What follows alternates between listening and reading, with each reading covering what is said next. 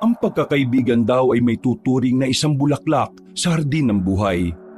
Nagbibigay ng kulay sa buhay mong nalulumbay. Sila ang karamay mo sa lahat. Takbuhan mo kapag gusto mo umiyak. Ang circle of friends ay parang isang pamilya, kahati ng saya mo't lungkot. Tagapahid ng luha mo kapag ang mundo mo'y masalimuot.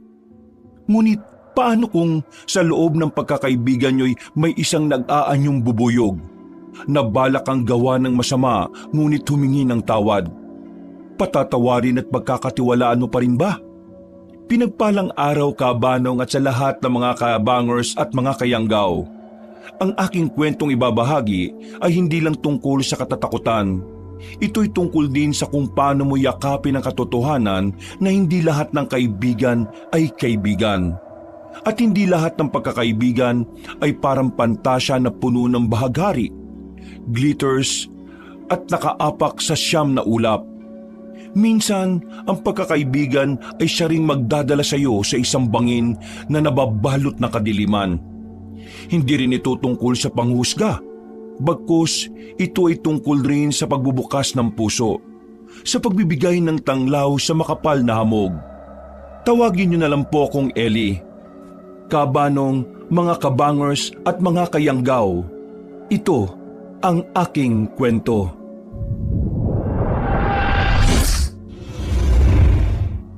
Bago nga pala magsimula ang ating kwento, sana'y mapindot nyo muna ang subscribe button at ang notification bell para lagi kayong nanonotify pag may bago tayong mga kwento. At huwag nyo rin kalilimutan mag-like at comment. Napakalaking tulong po ito sa ating channel para mas makapagatid pa kami sa inyo ng mga magaganda at mga nakakapangilabot na mga kwento. At ngayon, sa ating pagpapatuloy. Taong 1997, Luzon. Alam mo, Shari, mabait ang kababata kong si Allen. Promise, hindi ka mababagot sa kanya. Talaga mang okay lang sa kanya na kasama ko sa gala niyong dalawa? Of course, napakabait ni Allen kaya wala kang dapat na ikabahala, Shari. Makikita mo mamaya. I'm sure parating na yun. Filipino time kasi yung lalaki na yun eh. Lalaki ang best friend mo? Yup. Wala namang issue doon, right? At isa pa, marespetong tao si Allen. Okay lang sa parents mo? Oo, okay naman sa kanila. At kilala na nila mami at daddy si Allen. Si Kuya Emil din, kilala din si Allen. Napatango na lang si Shari at ngumiti. Bagong kaibigan ko si Shari, Kabanong. Kasama ko siya sa trabaho. Noon kasi, Kabanong, bata pa lang ay nakakapagtapos ka na ng kolehiyo. Wala pa kasing senior high sa sekundarya noon. Pagkatapos mo ng 4th year ay magka-college na kagad ang mag-aaral. Ang mahirap lang noon ay ang pag-a-apply ng trabaho.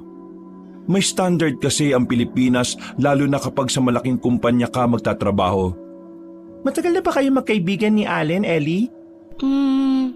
Mga bata pa lang kami, Shari, kaibigan ko na siya. Kinder pa lang yata kami, magkaibigan na kami. Hanggang ngayon. Mabuti, hindi ka pinagsisilosan ng mga nagiging kasintahan niya. Huh? Ako? Napatawa ko bagya sa tanong niya na kanya rin namang ikinagulat. Huh? Ako?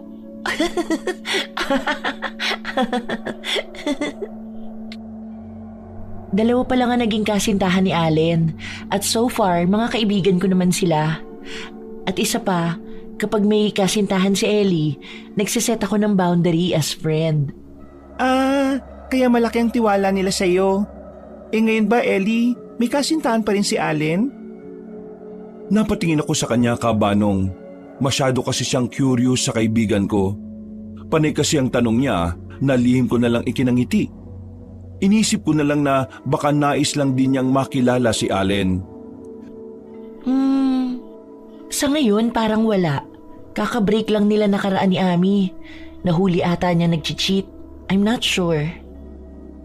Napansin ko, Kabanong, na hindi na umimik si Shari. 3 linggo ko palang kakilala si Shari. Bagong lipat siya sa lugar namin at kasama ko pa sa trabaho. Mabait naman siya. Tahimik, mainhin at maganda. Kabaliktaran ko siya, Kabanong. Ako kasi, boyish ako. Minsan, para akong lalaki magsalita o depende sa mga kausap ko.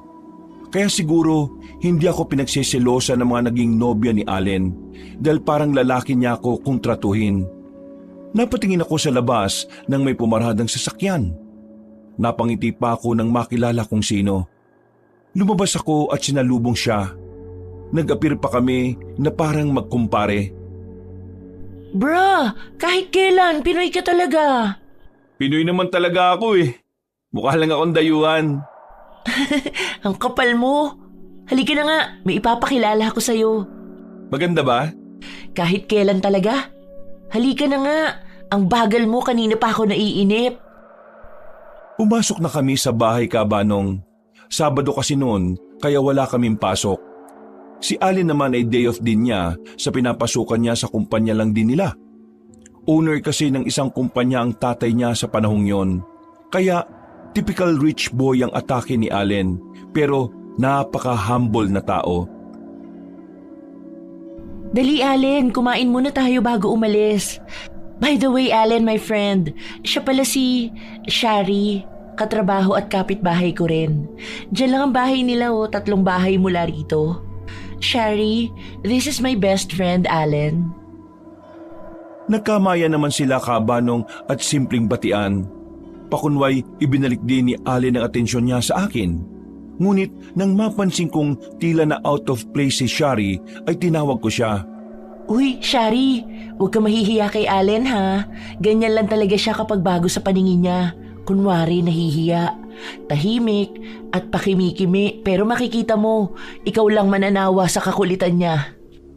Sobra mo naman akong ilarawan, bro. Ganyan ba ako kagwapo sa'yo? Gwapo mo ang mukha mo.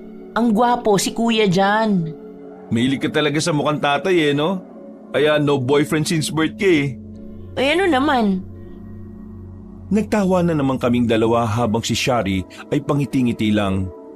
Gets ko ang hiya ni Shari Kabanong. Ganyan din ako nung una akong malipat sa department namin. Ikaw ba, Shari, may boyfriend ka na? Ha? Wala pa eh. Hindi pa ako nagkaroon ng boyfriend. Masyado kasing maigpit ang mga parents ko. So ano yun? Para ka rin si Ellie? Bahay at paaralan lang? Ha? Oo eh. Parang gano'n na nga. Ikaw lang naman ang magala, Allen. Ay naku, bilisan na natin ang makaalis na tayo. Matapos naming kumain, ay agad kaming umalis. Wala naman ang mga magulang ko't parati silang abala. Si kuya naman, baka nasa galaan kasama ang kaibigan niyang si Kuya John. Kadalasan, mga kasambahay lang ang kasama ko sa bahay. Mainam na nga lang at naging kapitbahay ko si Shari. Kahit pa madalas sabihin noon ni Allen na huwag agad ako magtitiwala kay Shari, masyado raw kasi itong misteryosa. Naging masaya naman ang pamamasyal namin. Kahit pa hindi komportable si Allen. O baka dahil ngayon lang siya nagkaroon ng kaibigan na katulad ni Shari. Sanay lang marahil siya sa kaibigan na katulad ko na kung umastay akala mo siga sa kanto. Salamat, Ellie, Allen. Salamat dahil sinama niyo ako. Naku, wala yun, Shari. May bukas pa naman. Sa Lunes kasi bakbakan na naman tayo. Sige, Ellie, Allen. Mauna na ako Bukas na lang ulit. Bye! Ingat! Nang mawala si Shari sa paningin namin, ay siniko naman ako ni Allen. Napasimangot naman ako at napatingin sa kanya. Alam mo ikaw, ang dali mong maniwala, no? Alam mo, hindi maganda ako tungkol sa Shari na yun eh. Alam mo ikaw, masyado kang judgmental. Hoy, bad yan Isa pa mukha namang mabait yung tao. Hindi ka lang sanay sa kanya kaya ka ganyan. Ito talaga, wag ganun. Bad yun. Ang sa akin lang naman, Dito ka ba kakain? Tara na, pasok na tayo sa loob. Baka nakaluto na si Aling Rosie. Let's go? Ayan ka na naman eh. Hindi ka na naman nakiki. Halika na, ang dami mong ngawa. Kinabukasan Kabanong, nagpasya kaming muling magkita ni Allen. Linggo rin kasi at nag-usap kaming magsisimba kami. Ngayon lang kasi ulit kami nakalabas simula nang maghiwalay sila ng kasintahan niyang si Amy. Habang palabas kami ng bahay ay nakita namin si Shari na papalapit. Nangunot naman ang noo ni Allen. Hi Ellie, Allen. Alis kayo? Hi, Shari! Oo, aalis kami ni Allen. Linggo kasi ngayon magsisimba kami. Gusto mo sumama? Bigla naman akong siniko ni Allen ng palihim. Napalingon naman ako sa kanya at pinandilatan ko siya ng mga mata. Okay lang Ellie. Maghintay na lang ako pagbalik nyo galing sa simbahan. Makita na lang tayo mamaya. Ha? Sure ka ba, Shari? Pwede ka naman sumama para makapasyal ka rin. Pakiramdam ko, ayaw ni Shari. Nilingon ko si Allen habang pinagdidilatan ko siya ng mga mata. Ang manhid kong kaibigan, pinagdidilatan din ako. Oo Ellie. Hintayin ko na lang kayo rito. Sige. Ikaw ang bahala. Magkita na lang tayo mamaya, ha? Bye-bye! Bagya ko pang siniko si Allen Cabanong. Hindi kasi marunong makiramdam na maaring gusto rin ng tao na sumama. Nang makasakay na kami sa sasakyan niya, ay kumuhay pa ako kay Shari. Siya naman ay nakangiti ring kumaway sa akin. Alam mo, ang bad mo kay Shari. Hindi ba pwedeng hindi lang ako komportable sa presensya niya? Ewan ko ba't parang naiilang ako sa kanya? Ay naku, pwede ba kilalanin mo muna yung tao? Isa pa, wala siyang masyadong kaibigan dito dahil bagong lipat nga lang, di ba? Basta, hindi ako komportable sa kanya. Matapos magsimba, ay nagpasya muna kami ni Allen na mamasyal. Ang saya namin habang pinapanood ang mga nagdi-date sa park. Lahat sila, ginagawa namin ang kwento hanggang sa magawi ang usapan namin sa mga aswang. Totoo kaya yung mga aswang? Siguro. Base na rin sa mga nakakaranas sa kanila. Ako kasi hindi naman naniniwala. Besides, wala namang pruweba, hindi ba? Isa pa, hindi naman nauso sa panahon ngayon yung aswang-aswang na yan. I mean, anong year na, di ba? Maybe. Isa pa, wala naman sigurong tao na may powers aside kay God. Unless they're demons, right? I think so. Pwede. Pero kahit saan naman siguro may aswang. Hindi lang sa Visayas at Mindanao na katulad na napapanood natin sa TV. Kaya nga bugbog na bugbog ang Vismin sa urban legends Tapos mas marami pa pala rito sa Luzon. Oo nga. Nagtawanan naman kami nang maalala bigla ni Allen ang nangyari sa kanya sa simbahan. Muntik na kasi siyang mahulog sa upuan niya sa sobrang antok. Mainam at nahila ko siya. Pinagtitinginan pa siya ng mga tao. At ang mas worse pa ay tinanong siya ni Father kung ayos lang ba siya. Grabe Ellie, kung di mo ako inila, baka tulog na ako ngayon Ang sarap ng hangin kanina sa simbahan di ba? Siyempre, baka mamaya may chicks doon di napahiya ka. Chicks? Parang yung ex ko na pinagpalit ako sa iba? Hoy, huwag ka magdrama dyan. Hayaan mo na yung nakaraan. Nagulat na lang si Allen Cabanong nang akbayan ko siya ng bigla. Napatingin pa siya sa akin habang ako malamig na nakatingin sa di kalayuan. Allen, tignan mo. Speaking of the devils. Sinundan ni Allen ang tingin ko. Sa hindi kalayuan, naglalakad ang ex-girlfriend ni Allen na si Amy. Nakaakbay sa isang lalaki. Pareho silang masayang nagtatawanan at mukhang sobrang komportable sa isa't isa. Tila bumalik ang lahat ng sakit kay Allen Cabanong. Ang mga mata niya ay nag-iba ang kulay.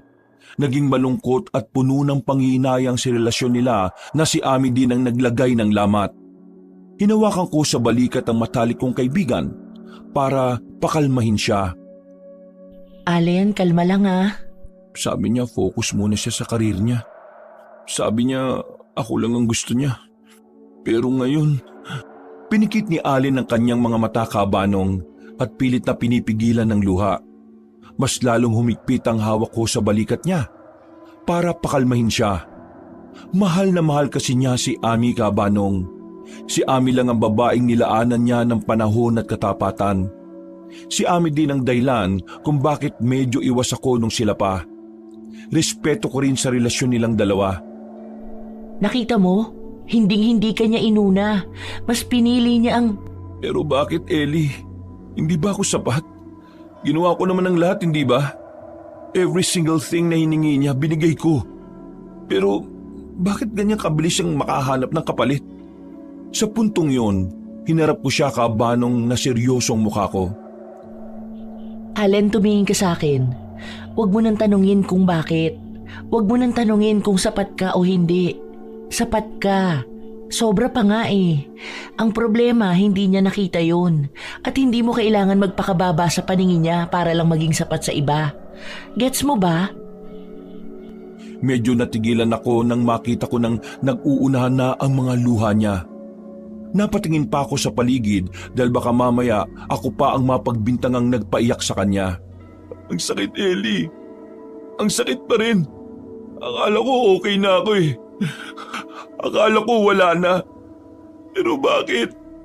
Bakit parang first day pa rin ang breakup namin? Nang makita kong umiyak na siya kabanong, ay hindi na ako nag-atubiling lapitan siya. Yumakap ako sa kanya. Isang yakap ng tunay na kaibigan. Walang pangusga, ngunit puno ng unawa. Yakap na parang sinasabi ko sa kanya na umiyak siya hanggat gusto niya. Normal yan, bro. Tao ka lang. May parte sa'yo na mahal pa rin siya. Pero alalahanin mo, Allen, kasama mo ko. Hindi ka nag-iisa. Hindi ko hahayaang lumabas ka rito na mag-isa kang lumulutang sa lungkot na yan. Para saan pa ang pagiging mag-best friend natin, di ba? Inilayo ko siya at pinunasan ng luha nito gamit ang panyo ko. Napangiti naman siya at nagpasalamat. Muli ko siyang inakbayan. Hindi ka na niya priority. Dapat, hindi na rin siya ang priority mo.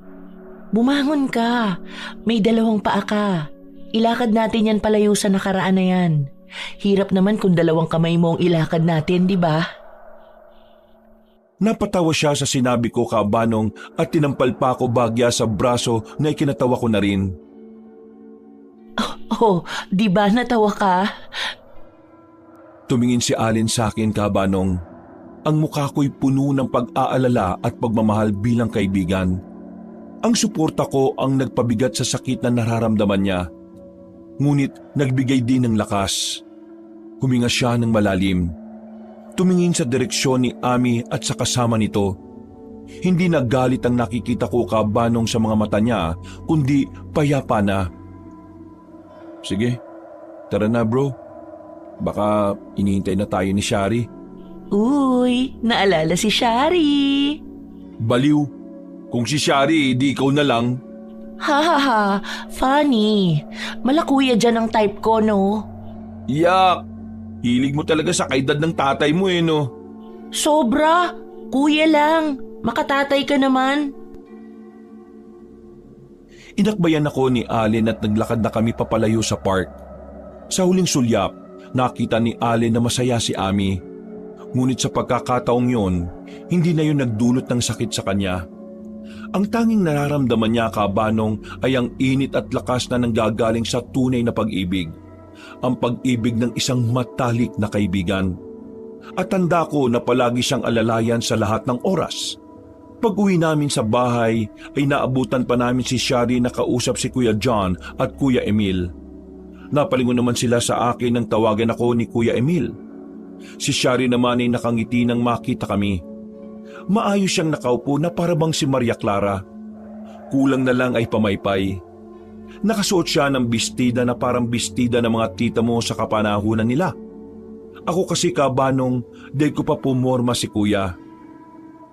Hi Ellie, Allen, kumusta simba nyo? Hi, Shari. Eto, ayos naman. Kanina ka pa? Umupo ako sa mahabang sofa katabi ni Kuya at Allen habang nakataas ang paa. Siniko naman ako ni Allen habang si Kuya Emil ay sinuway niya ako. Tinanong pa niya ako kung babae ba daw ako o lalaki. Pwede both?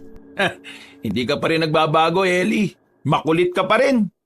Uy, nariyan ka pala, Kuya. Ouch! Sakit naman na hindi makita.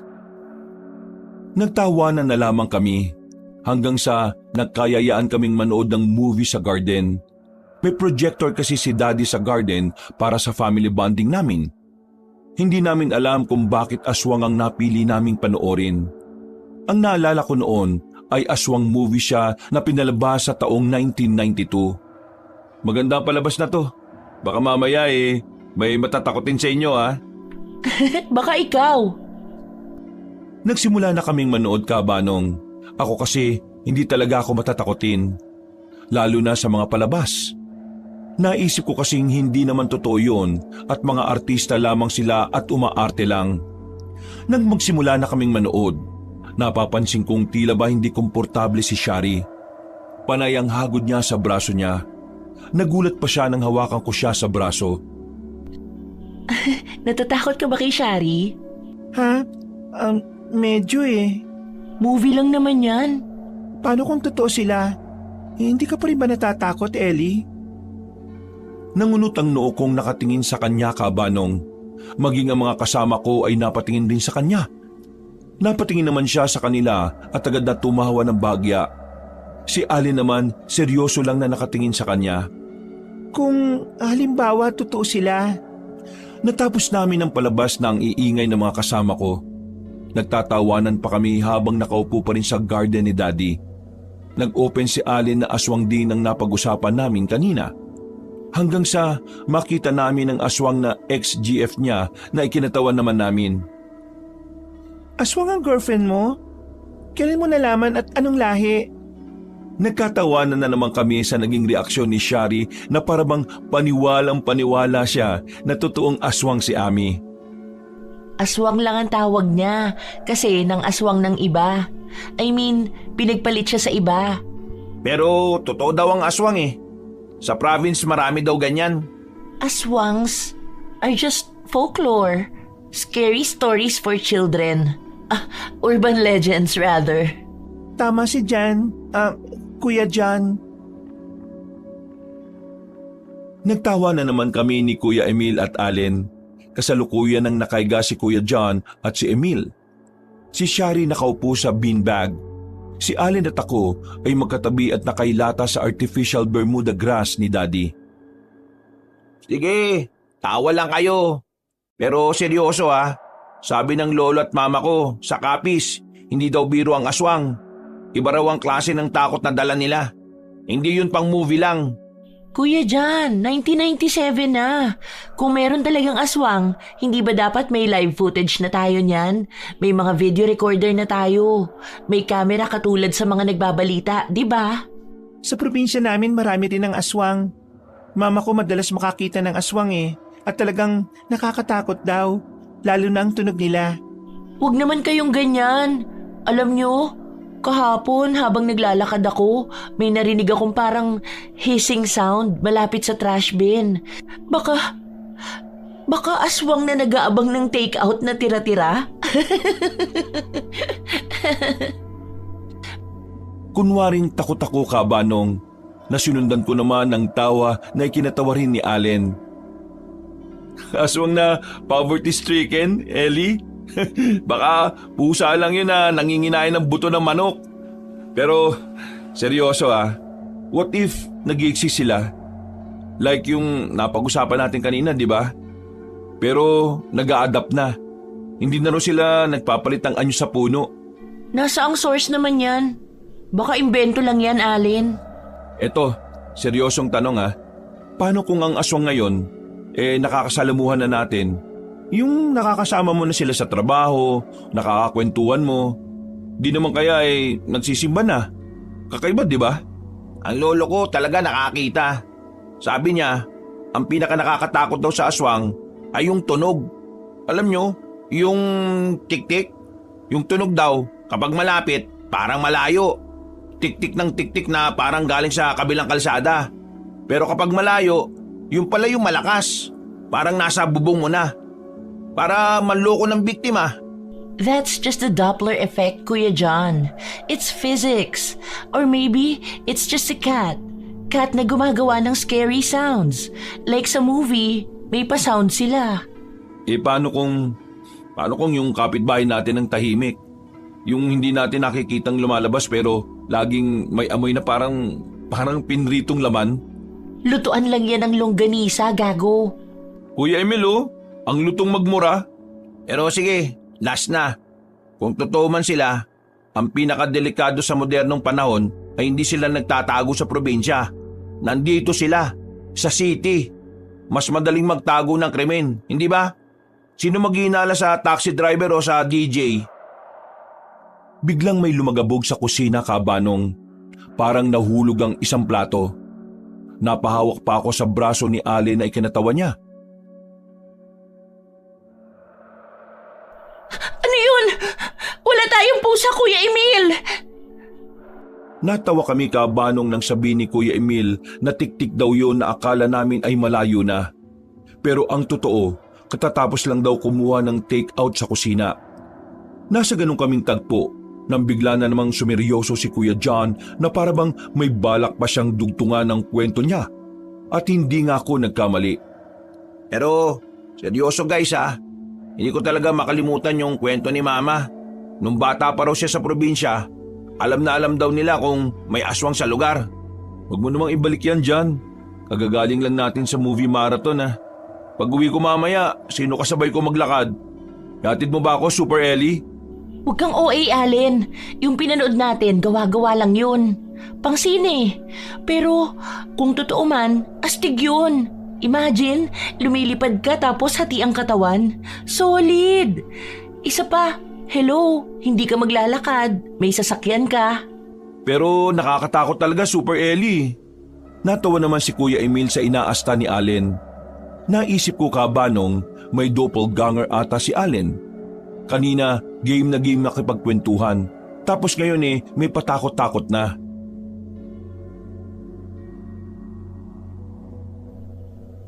Allen, maniwala ka sa akin. Ganyan lang yan kasi naimpluwensyahan ka ng aswang movie. Walang aswang. Psychological lang yan. Sabi ni Mrs. Reyes sa science class natin noon, di ba? Yan daw ay mass hysteria lang. Hindi, iba yun. Sabi ni Mama dun sa kanila, paggabi, hindi talaga pinapalabas sa mga bata. Lalo na pag may bagong dating sa lugar. Kasi daw, ang aswang, hindi ka gugulatin.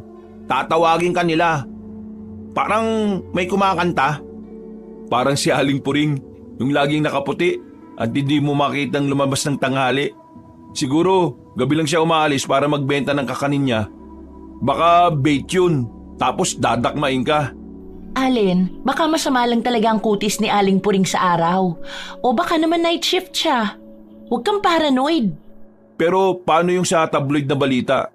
Yung nakita raw na nag-i-stock sa mga pagpapabinyag. Nakakita raw sila ng babaeng may balahibo sa braso pero sobrang ganda ng muka. Yan ang delikado. Hindi daw yan yung nakakatakot ang muka. Mas nakakatakot daw yung pamilyar na muka Yung kapitbahay mo, yung kaibigan mo, yung hindi mo aakalain. Bakit ganyan ka makatingin, Kuya John? Parang alam mo na... Malay mo, matagal na pala tayong makakaibigan pero hindi mo alam, gabi-gabi umaalis ako. Yung chichiryan na kinakain mo kanina, inaluan ko yun ng... Naputo lang sasabihin ni Kuya John, Kabanong, nang biglang namatay ang fluorescent lamp sa itaas. Naging madilim ang buong garden. Tanging ang liwanag mula sa buwan ang nagbibigay ng anino. Oh my God! Nag-brown out? Ala, nadali na tayo. Sabi ko na huwag na tayo magkwentuhan ng ganyan Ah! Tulong! Andito na! Kuya John, huwag kang gagalaw! Baka nahati na yung katawan mo! Nagulat din sila, Kabanong, nang sumigaw ako. Natatawa pa ako nang tampalin ako ni Allen sa braso. Si Kuya Emil naman ay panay ang tawa nila ni Kuya John habang si Shari ay tahimik lang. Habang tumatawa si Kuya John ay sinindihan ng lighter niya at dahan-dahang gumapang ang liwanag pabalik sa amin. Joke lang, napundi lang. At saka, wala naman lumilipad na kalahating katawan Pumasok na kami sa loob, Kabanong, mag-alas 8 na pala. Sa panahon namin noon ay masyado ng gabi ang oras na yan. Nagpaalaman na kami. Nakisakay na lang din si Kuya John kay Allen, habang si Shari ay umuwi na rin. Napatingin ako kay Kuya Emil nang sabihin niyang kapansin-pansin ang pananahimik ni Shari habang nagkukwentuhan kami. Sinabi ko naman sa kanya na baka nangangapa pa si Shari sa amin. Napatingin ulit ako sa kanya nang sabihin niya nung wala pa kami ni Allen ay napakadaldal nito. Hindi ko namalayan, Kabanong, na 1 taon na pala ang lumipas. natagpuan ko na lamang ang aming sarili na malapit na ni Shari at ni Allen sa isa't isa. Masaya naman ako kabanong dahil kahit papaano ay hindi na masyadong boring ang friendship namin. Sila Kuya John naman ay madalas na rin naming nakakabanding. Lalo na nung nagkaroon ng girlfriend si Kuya Emil.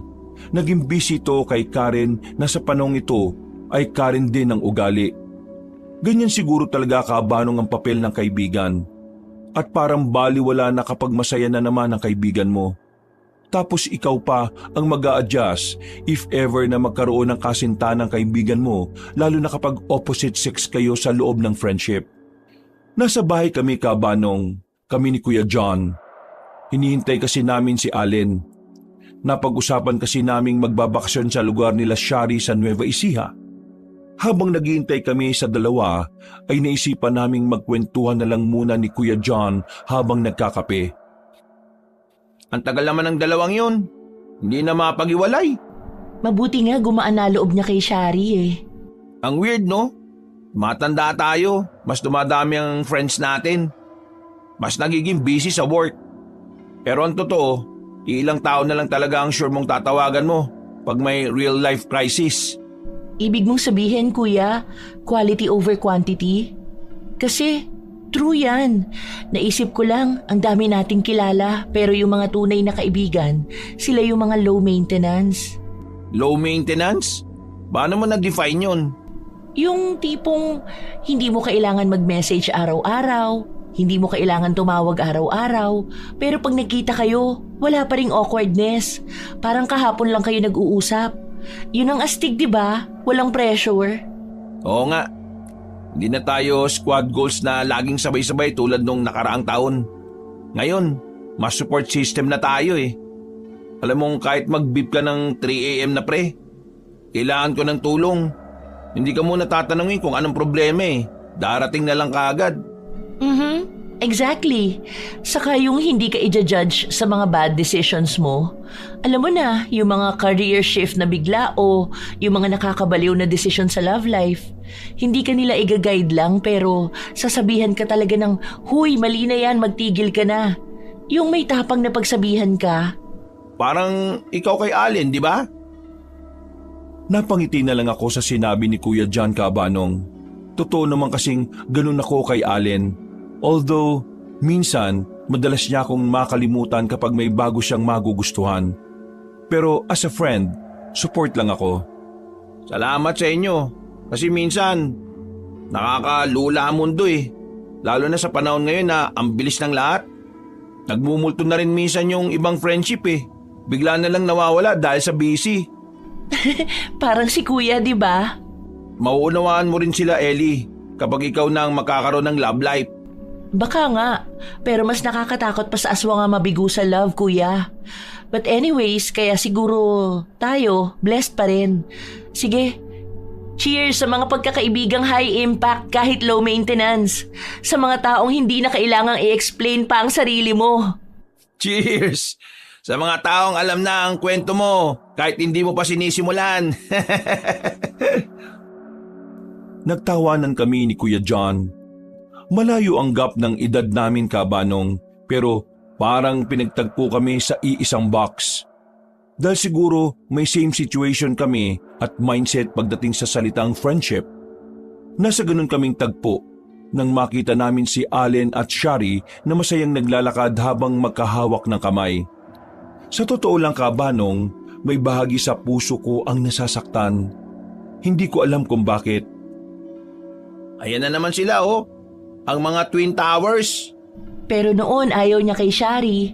Tingnan mo naman ngayon, hindi mo na mapaghihiwalay. Pero Ellie, seryoso. Ano ba talaga sila? Hindi ba sila na? Kasi sa tingin ng lahat, parang couple na sila eh. Laging sabay pumasok sa work, sabay umuwi. Pati ba naman bag, pareho ng color. Yan ang tanong ng taon, kuya. Sa tuwing tinatanong ko si Allen, ang sagot niya, best friends lang kami, Ellie. Platonic. Platonic? Ano yun? Yung hindi kumakain ng karne? Hindi! Jologs. Ibig sabihin, magkaibigan lang. Walang feelings na romantic. Alam ko naman, pinapatawa lang kita.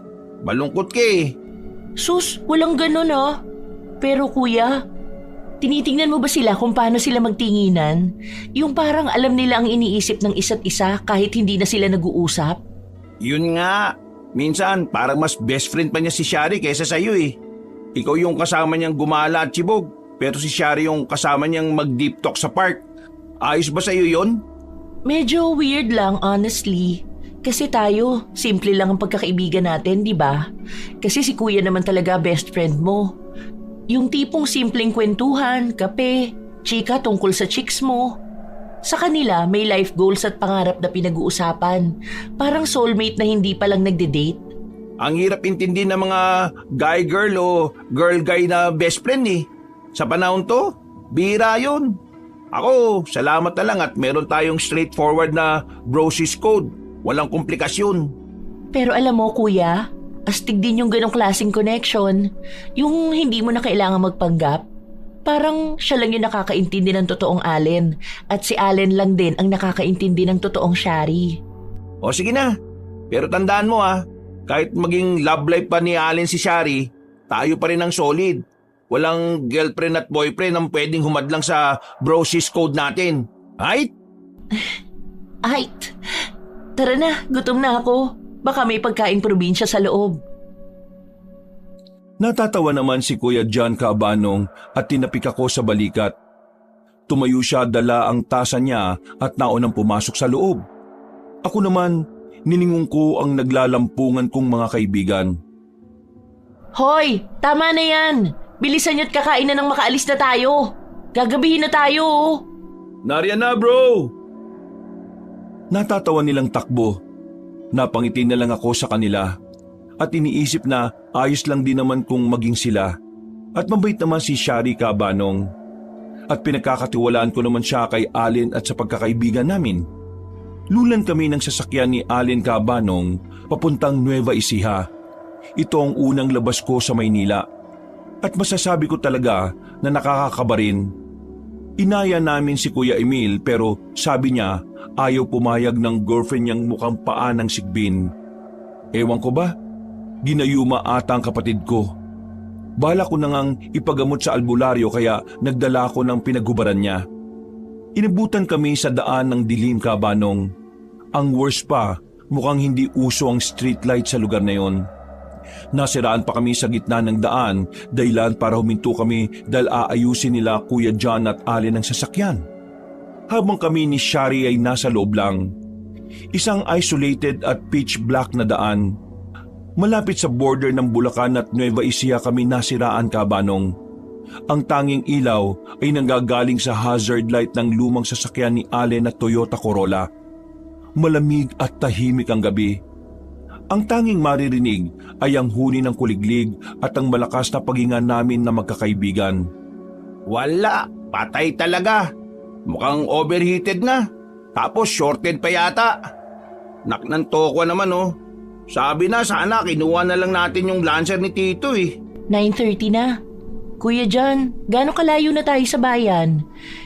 Hindi ba dapat nasa Kabanatuan na tayo? Wala pa, kasi yung nadaanan natin kanina, yung lumang gas station, mga 15 kilometers pa tayo sa pinakamalapit na baryo. Wala tayong signal, di ba? Walang pager, walang landline dito. Hindi natin matatawagin yung mga magulang natin. Sige Ellie, ipaalala mo pa. Oo, wala tayong magagawa kundi maghintay na lang ng bus o jeep na dadaan dito. Pero wala namang dumaraan eh. Napayakap ako sa sarili ko, Cabanong, at sa tanang buhay ko ay noon lang ako nakaramdam ng takot. Hindi sa aswang o maligno, kundi sa masasamang tao. Naknanto ko Ano ba tong kotse mo, Allen? Wala nang buhay. 1998 na. Pero mas luma pa yata to sa t-shirt ko eh. Wala na talaga tayo mapapala. Uy, grabe ka naman. Isa lang to sa lumang sasakyan namin Malay ko bang hikain na pala to. Isa pa, matanda pa to sa akin eh. Ba't ka naman nagdala ng sasakyan ng mga ninuno mo? Dapat tong isang araw chinik mo muna yung makina niyan. Okay, fine. Kasalanan ko. Sorry na. Kawawa naman si Fernando namin. Sino Fernando? Itong sasakyan. Ayan si Fernando. Weird mo. Wala eh. Dead bat ata talaga. Walang signal dito. Siyempre, walang pager, walang mobile phone. Asa tayo sa passing motorist. Pero mukhang wala namang nadaan eh.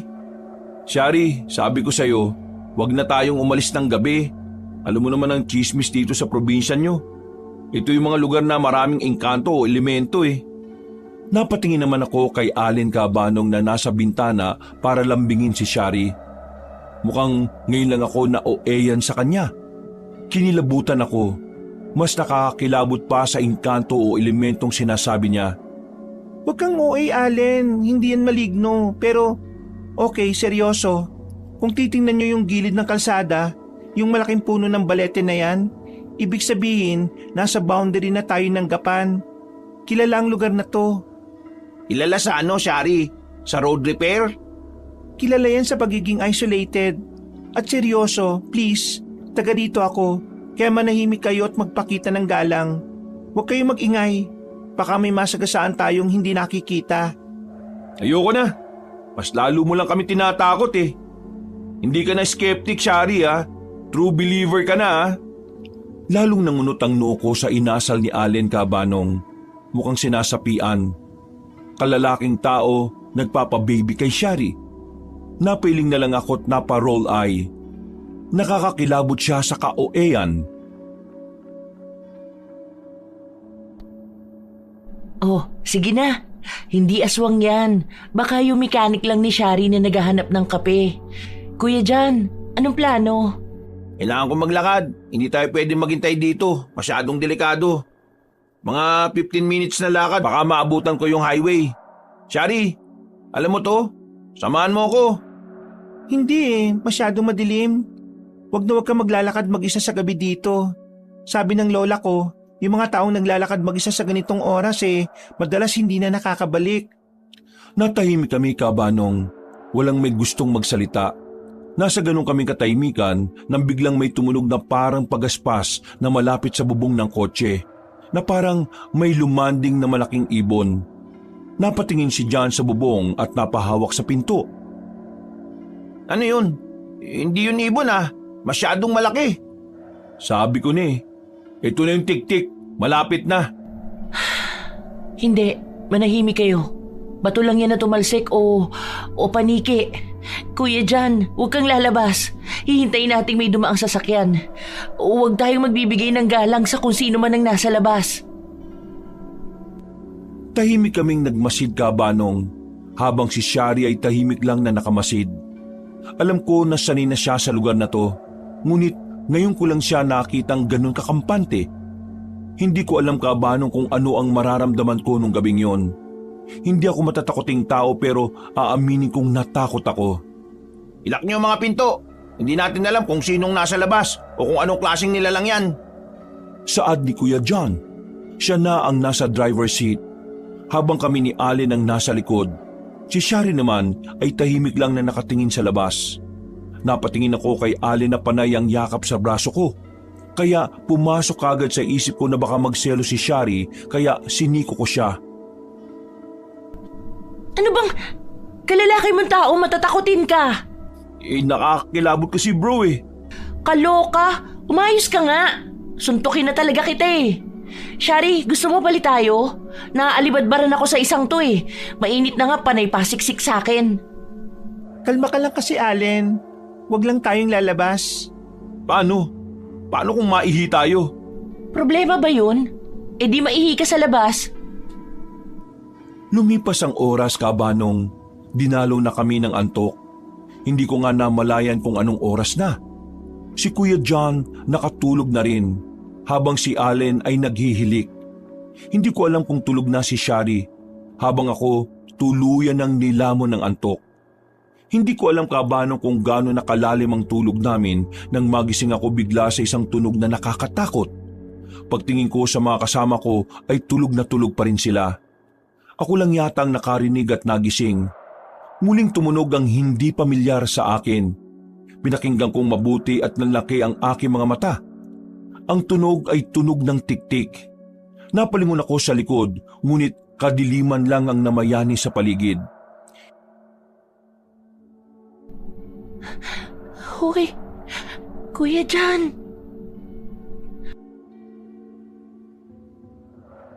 Hindi gumalaw si Kuya John. Biglang naging mas malakas ang tunog ng tiktik na parabang nasa kabilang kalsada lang. Shari, gising. Pakinggan mo. Ano ba? Matulog ka, Ellie. Ginaw lang yan. Sa sandaling yon, Kabanong, ang tunog ng tiktik ay biglang nawala at napalitan ito ng isang mas malapit at mas nakakakilabot na tunog. Parang may nagpapatulo ng makapal na likido sa bubong ng kotse. Ganun na ganun, Kabanong. At kasunod ay isang tunog na parang may ngumunguya o sumisipsip na bagay. Malapit sa bintana ni Allen. Nagising si Allen, Kabanong, at napabalikwas. Nagmamadaling kumuha ng flashlight. Ano yun? Ang baho! Amoy sariwang dugo! Sa pagkakataong yun, Kabanong, ay nagising si Kuya John. Nataranta siya na tila naalimpungatan, ngunit agad na kinapa ang wrench sa sahig. Ngunit sa taranta niya ay hindi niya makapa. Eka, nasaan na yung llabe? Tumimik nga kayo. Ano bang tunog yun? Natigilan si Shari, Kabanong, na parabang kinikilala niya ang tunog ng tiktik at ang slurping na tunog sa likod ng utak niya. Ang alamat ng probinsya niya. Ang tunog? Yung tunog na parang malayo kanina. Ibig sabihin, malapit na siya. Aswang! Siya yan! May kinakain siya sa labas! Bumaba na tayo! Kabanong, naging mas malakas ang slurping sound. Kasunod ng isang tunog na parang may matalim na kuko na kumakamot sa gilid ng pintuan ni Kuya John. Sinubukan ni Allen na sindihan ng flashlight, pero ang baterya ay halos patay na. Nagpapakita lang ng mahinang ilaw na kahit lamok, Kabanong, ay hindi masisilaw. Habang si Kuya John ay pawis na nakahawak sa pinto. Hindi tayo pwedeng bumaba dyan. Sindihan mo yung hazard.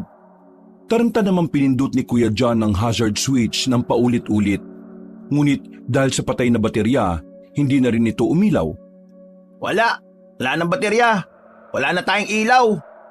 Sa sandaling yun, Kabanong, huminto ang lahat ng tunog. Ang pagsipsip, ang pagkakamot ng tiktik. Naging sobrang tahimik. Ang tanging marinig lang, Kabanong, ay ang mabilis na tibok ng puso naming apat. Biglang isang malamig na hininga ang naramdaman sa bintana ni Shari at isang boses na garalgal at bulong ang narinig mula sa labas ng salamin. Boses ng matandang lalaki na ang sabi ay kung bakit kami natutulog. May hinahanap daw siya, mga tira-tira. Ang sunod na nangyari, Kabanong, isang malakas na kalabog sa bubong ng kotse na parang may bumagsak na malaking bagay. Halos mapasigaw kami, Kabanong, sapagkat ang buong kotse ay nayanig. Ayop! Tantanan mo si Fernando! Luma na nga, tatalunan mo pa! Sa mga oras na yon, Kabanong, ay tuluyan na akong napasigaw. Hindi na bulong ang lumalabas sa mga bibig ko. Hindi ko na napigilan ang takot na naramdaman ko. Tumakbo na tayo! Lumabas na tayo rito! Wag! Hindi tayo lalabas, Allen! Lock mo yung pinto! Kabanong, sa gitna ng aming sigawan at pagtatangka naming ilak ang mga luma at maluwag na pinto ng kotse, patuloy naman ang malakas na kalabog sa bubong. Ang aming takot ay umabot na sa rurok at wala kaming magawa, Kabanong, kundi magdasal sa loob ng madilim na hawla ng kotse. Sumigaw kaming muli nang niyayanig na ang buong kotse. Ang ingay sa bubong parang may naghagis ng semento. Hindi lang yun, ang mas nakakakilabot ay ang tunog na parang lumalabas sa gulong ng sasakyan. Parang may humihila o may kumakain ng goma. Sumigaw ako. Sobrang lakas ng sigaw ko na halos mapunit na ang lalamunan ko. Kuya John! Allen! Buksan niyo yung pinto! Hayaan niyo na lang tayong kainin! Baka mas gusto niya yung sariwa! Halos walang pag-asa ko ng sigaw. Kung totoo ngang aswang yon, makakaligtas pa kaya kami? Madilim ang lugar, walang katao-tao at masyadong liblib. Wala na akong pakialam sa kahihiyan. Ito na siguro ang katapusan namin dito sa probinsya ni Shari. Calm down, Ellie! Please calm down! Si Kuya John halos mabasag na ang boses sa galit at takot habang patuloy niyang kinakapa ang wrench sa sahig. Si Allen nakatingin lang sa bintana. Nanlalaki ang mga mata at parang estatwa na nakalimutang huminga. Sumigaw kami, nagtutulakan, nagpapanik. Normal, natural lang yon sa ganoong klaseng takot, Kabanong. Pero habang sinisigawan ko si Shari na magdasal, biglang nag-iba ang tingin ko sa kanya. Hindi ko alam, Kabanong, kung namalikmata lang ako. Pero parang iba talaga ang nakikita ko kay Shari noong mga oras na yon. Nakaupo lang siya sa tabi ni John, sa passenger seat. Niyayanig na ang kotse pero hindi siya gumagalaw. Parang kalmado lang siya. Hindi ako sigurado. Tinitigan ko ang mukha niya sa mahinang dilaw na ilaw ng hazard light na papatay-patay. Na kanina ayaw umandar at ayaw gumana. Si Shari ang laging parang matatakotin sa aming magkakaibigan, Kabanong. Parang siya dapat ang pinakatakot ng mga oras na yon. Dapat ay umiiyak siya o sumisigaw. Dapat ay nagtatanong siya kung bakit ganito ang nangyayari o ano ang aming gagawin. Kahit pa lugar niya ito. Pero hindi. Ang mga mata niya ay kalmado. Hindi siya nagpapanik. Nakatingin lang siya sa harapan. Sa madilim na bintana ni Kuya John na parang naghihintay lang siya ng susunod na mangyayari. Walang strain sa mukha niya. Walang bakas ng tunay na pagkatakot. Parang alam niya kung anong nilalang ang nasa labas. Parang pamilyar siya sa tunog. Naalala ko ang kwento niya kanina. Nakilala niya ang lugar na yon. Ang mga maligno at elemental na nagpapagala-gala. Naramdaman ko ang lamig na biglang kumalat sa akin. At hindi na ito galing sa gabi. Ito na ang pinakamasahol na takot na naramdaman ko. Mas matindi pa sa nilalang na sumisipsip sa labas. Si John ay patuloy na nagmumura. Si Allen ay umiiyak na. Pero si Shari, hawak niya lang ng maigpit ang kanyang bag. Nakatitig sa dilim at may bahagyang kislap sa gilid ng kanyang mga mata. Hindi siya natatakot. Bigla kong napatigil sa pagsigaw. Napahawak ako sa braso ni Allen. Hindi ko to pwedeng sabihin kina John. Kung si Shari, ang kaibigan namin, ang taga-probinsya na ito, ay hindi natatakot, baka alam niya kung ano ang nasa labas. O mas masahol pa, baka alam niya kung sino ang nasa labas. Binalik ko ang tingin ko sa bubong at pilit akong sumisigaw ulit. Para lang hindi mahalata ng mga kasama ko na may mas nakakatakot pa akong napansin kaysa sa aswang na nasa labas. Ang takot ko ngayon ay hindi sa dilim ng kalsada, kundi sa katotohanan ng liwanag sa mga mata ng kaibigan ko. Nawalan ako ng malay. Kaming tatlo. Kinabukasan, ang unang naramdaman ko ay ang init ng araw sa pisngi ko. Unti-unti kong idinilat ang mga mata ko. Ang sakit ng lalamunan ko sa pagsigaw. Ang sakit ng likod ko sa pagkakabaluktot sa backseat. Pero ang paligid parang walang nangyaring masama. Ang sinag ng umaga ay napakaganda. Ang hangin ay sariwa. At ang huni ng ibon ay bumabagabag sa katahimikan. Walang pagaspas, walang nguya, walang kalabog. Parang nagising lang ako mula sa isang normal na pagtulog sa kotse. Hindi mula sa isang horror chamber. Si Allen ay tulog pa rin, nakasubsob ang muka sa dashboard. Si Kuya John naman wala sa driver's seat. Nakita ko silang nakatayo sa gilid ng kotse. Si Kuya John, si Shari at may kasama silang isang matandang lalaki. Lumabas ako ng kotse. Tanging ang shorts at t-shirt ko ang suot. Kinabahan ako. Sino yung matanda? Mukha siyang karaniwang taga-bukid. May suot na sombrero at long sleeves. Sa likod niya, nakaparada ang isang lumang Ford Fiera. Kulay asul na mukhang kaya pang tumakbo kahit saan. Kuya John, Shari, anong nangyari? Sino yan? Lumingon si Kuya John at ang mukha niya ay pagod pero kalmado. Oh, gising ka na pala, Ellie. Si Mang Topi ito, taga San Leonardo. Daan niya tong kalsada eh. Buti na lang nadaanan tayo. Titingnan niya raw yung makina natin. Hindi ko babanggitin kung saan sa San Leonardo. Ngunit sa panahong yon, medyo liblib ang lugar na yon. Ngunit kabanong sa kasalukuyang taon, masasabi kong isa na ang Nueva Ecija sa may pinakamagandang tourist spot sa Pilipinas na kay sarap puntahan. Diba, taga ron ka, Shari? Tanong ko kay Shari. Napansin ko namang nagkatinginan sila ni Mang Topi. Hinarap niya ako sa kangumiti.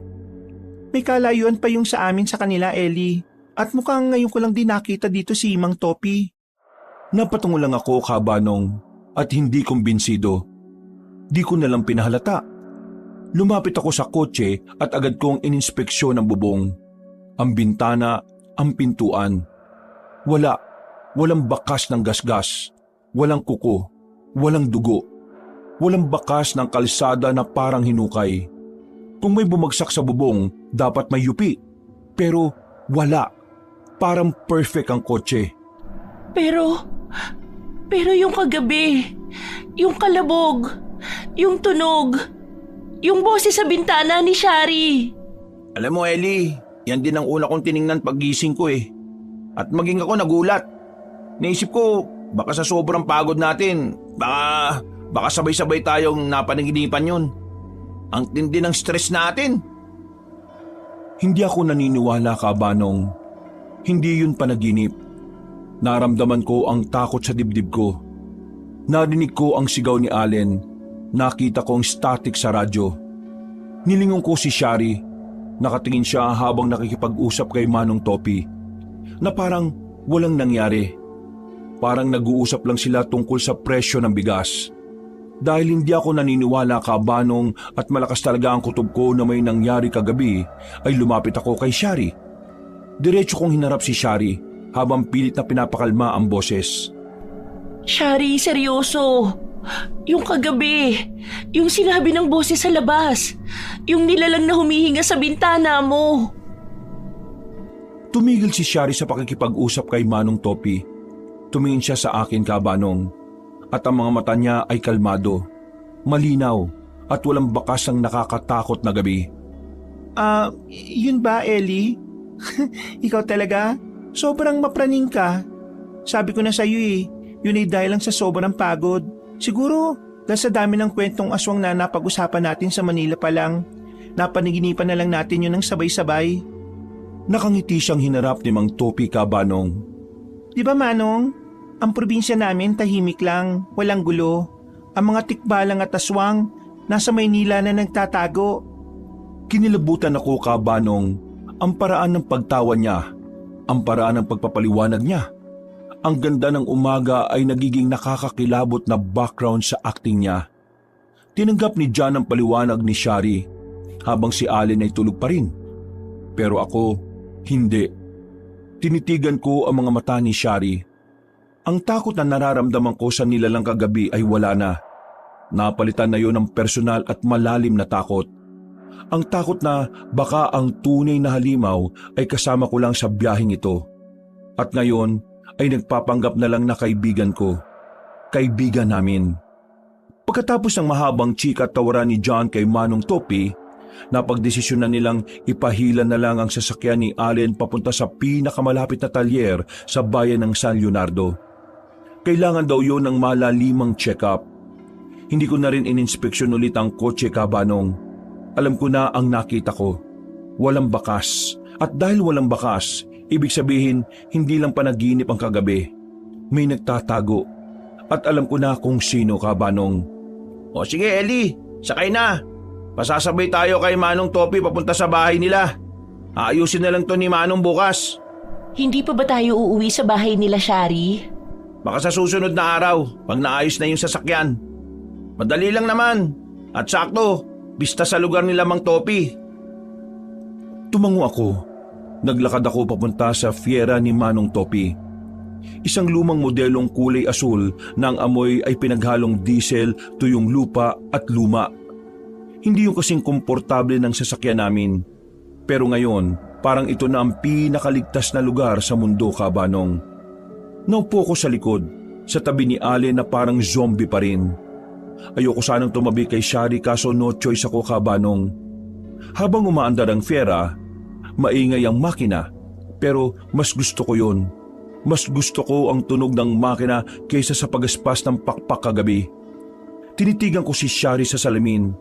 Nakangiti siya habang nakikipag-usap kay Manong Topi. Hindi mo iisipin na ilang oras lang ang nakalipas, Kabanong. Siya lang ang kalmado habang kami ay halos himatayin na sa takot. O yan na yung bahay namin. Talaga po? Marami hong palamuti dito ah. Pista nga. O iha, maaari kayong manatili muna dito habang inaayos pa yung sasakyan ninyo. Malayo-layo rin yung sa inyo ano, bukid na yun eh. Oo nga po eh. Naisip ko, Kabanong, halos bukid na nga itong lugar nila. Ano pa kaya ang itsura ng bukid nila, Shari? Sa isip ko, baka naman aakyat pa kami ng 2 bundok at tatawid ng 2 ilog. O siya, narito na tayo. Huwag kayong mahiya ha. Lahat ng mga naririto ay nakikikain lang din. At yung isa niyong kaibigan, pagpahingayin niyo muna. Mukhang puyat na puyat eh. Halos sabay naman kaming napatingin kay Allen na ngarag na ang muka. Inaya na niya kaming bumaba, Kabanong. Pagkababa namin ay agad na nagmano si Shari sa matanda. Aniya, kaugalian na talaga ito dito sa Nueva Ecija. Which is magandang kaugalian, lalo na sa new generation na hindi na siya masyadong ginagawa. Dahil mahalaga kayong bisita, dito kayo sa loob. Pumasok kami sa loob ng kanilang tahanan. Nagtataka pa ako kay Shari, Kabanong, dahil mukhang kabisado na niya ang bahay. Hindi ako nagpahalata. Ngunit akala ko, Kabanong, ay ako lang ang nakapansin. Napansin din pala ni Kuya John, ngunit hindi niya nalang sinabi sa akin. Mga bandang 10:00 ay abala na ang mga tao sa kabahayan ni Mang Topi. Balak pa naming tumulong ngunit ayaw na matanda. Bisita raw kami. Si Allen, maayos na siya at panina naman ang sunod kay Shari. Kaya naisip kong sila na nga talaga. Sana maayos na yung sasakyan no? Salamat talaga, Shari ah. Buti na lang taga rito ka at may kakilala kang anghel na nagpakita sa amin. Anghel. Natawa ko sa loob-loob ko. Anghel? Hindi. Ang anghel ay hindi tumitingin ng ganon. Ang anghel ay hindi nagsisinungaling tungkol sa isang panaginip. Habang panay ang lambingan nilang dalawa, ay kapag nasisilayan ko ang mga mayuming ngiti ni Shari, ay lalo kong nararamdaman ang bigat ng takot ko. Hindi ako pwedeng magtanong, Kabanong. Kung panaginip nga yun, magmumukha akong baliw. Kung hindi panaginip at totoo ang hinala ko na alam niya ang nangyari, mas lalo kong malalagay sa panganib.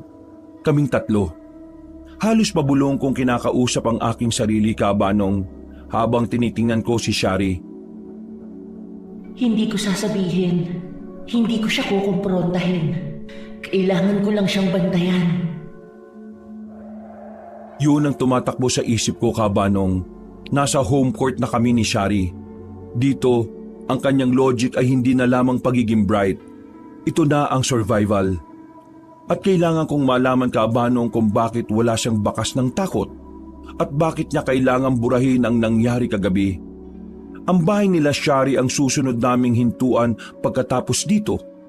Pero para sa akin, hindi yun pahinga. Ito na ang simula ng tunay na laro. Marami na ang dumalong bisita, Kabanong. Ang iba abala sa pagkain, ngunit ang iba abala sa kakatitig sa amin na parabang kami ang pinakamasarap na putahe na nakahain sa lamesa. Kasalukuyan din kaming kumakain, ngunit nagmamatsyag ako. Oh, mga panauhin, tuloy kayo, huwag kayo mahiya. Maraming pagkain ang pwede natin pagsaluhan dito. Nagpasalamat naman ang ibang bisita, habang ang iba ay tahimik lang na nakamasid. Habang pinagmamasdan ko ang mga bisita, may napansin akong isang bagay. Ang mga bisitang nakatingin sa amin ay halos nakaitim. Ang nakapagtataka pa ay parang kakilala na sila ni Shari.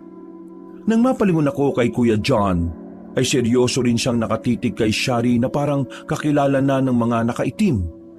Magsasalita pa sana ako ngunit sumenya si Kuya John na huwag maingay. Napatingin na lang ako ulit sa gawin nila Shari na seryosong nakikipag-usap sa mga nakaitim. Matapos kumain Kabanong, ay nagpasya kaming maupo ni Kuya John sa parang parke. Kunwari ay kasama kaming nag-uusap para hindi mahalata ng mga tao sa loob ng bahay na pinagdududahan namin sila. Alam naming nakatingin sila sa amin ngunit patay mali siya kami. Napatingin pa kami kay Shari nang makalapit ito sa amin. Shari, may maganda bang pasyalan dito? Sinabi ni Shari ang lugar na magandang pasyalan. Inaya pa namin siya, ngunit ang saad niya'y kami na lang at nananawan na rin naman siya sa lugar nila. Halos lahat daw sa lugar na to, nagalaan na niya. Tinawag pa niya si Allen at sinabing sumama. Ayaw pa sana ng walang iya nang hilahin ko siya sa tenga. Sumama ka na. Pagpahingahin mo naman muna si Shari, bro. Let's go! Bye, Sha! See you later! Hoy, mag-ingat ka dyan sa boys ha. Maganda ka pa naman. Ikaw talaga, Ellie. Sige na, para makabalik kayo ng tanghalian.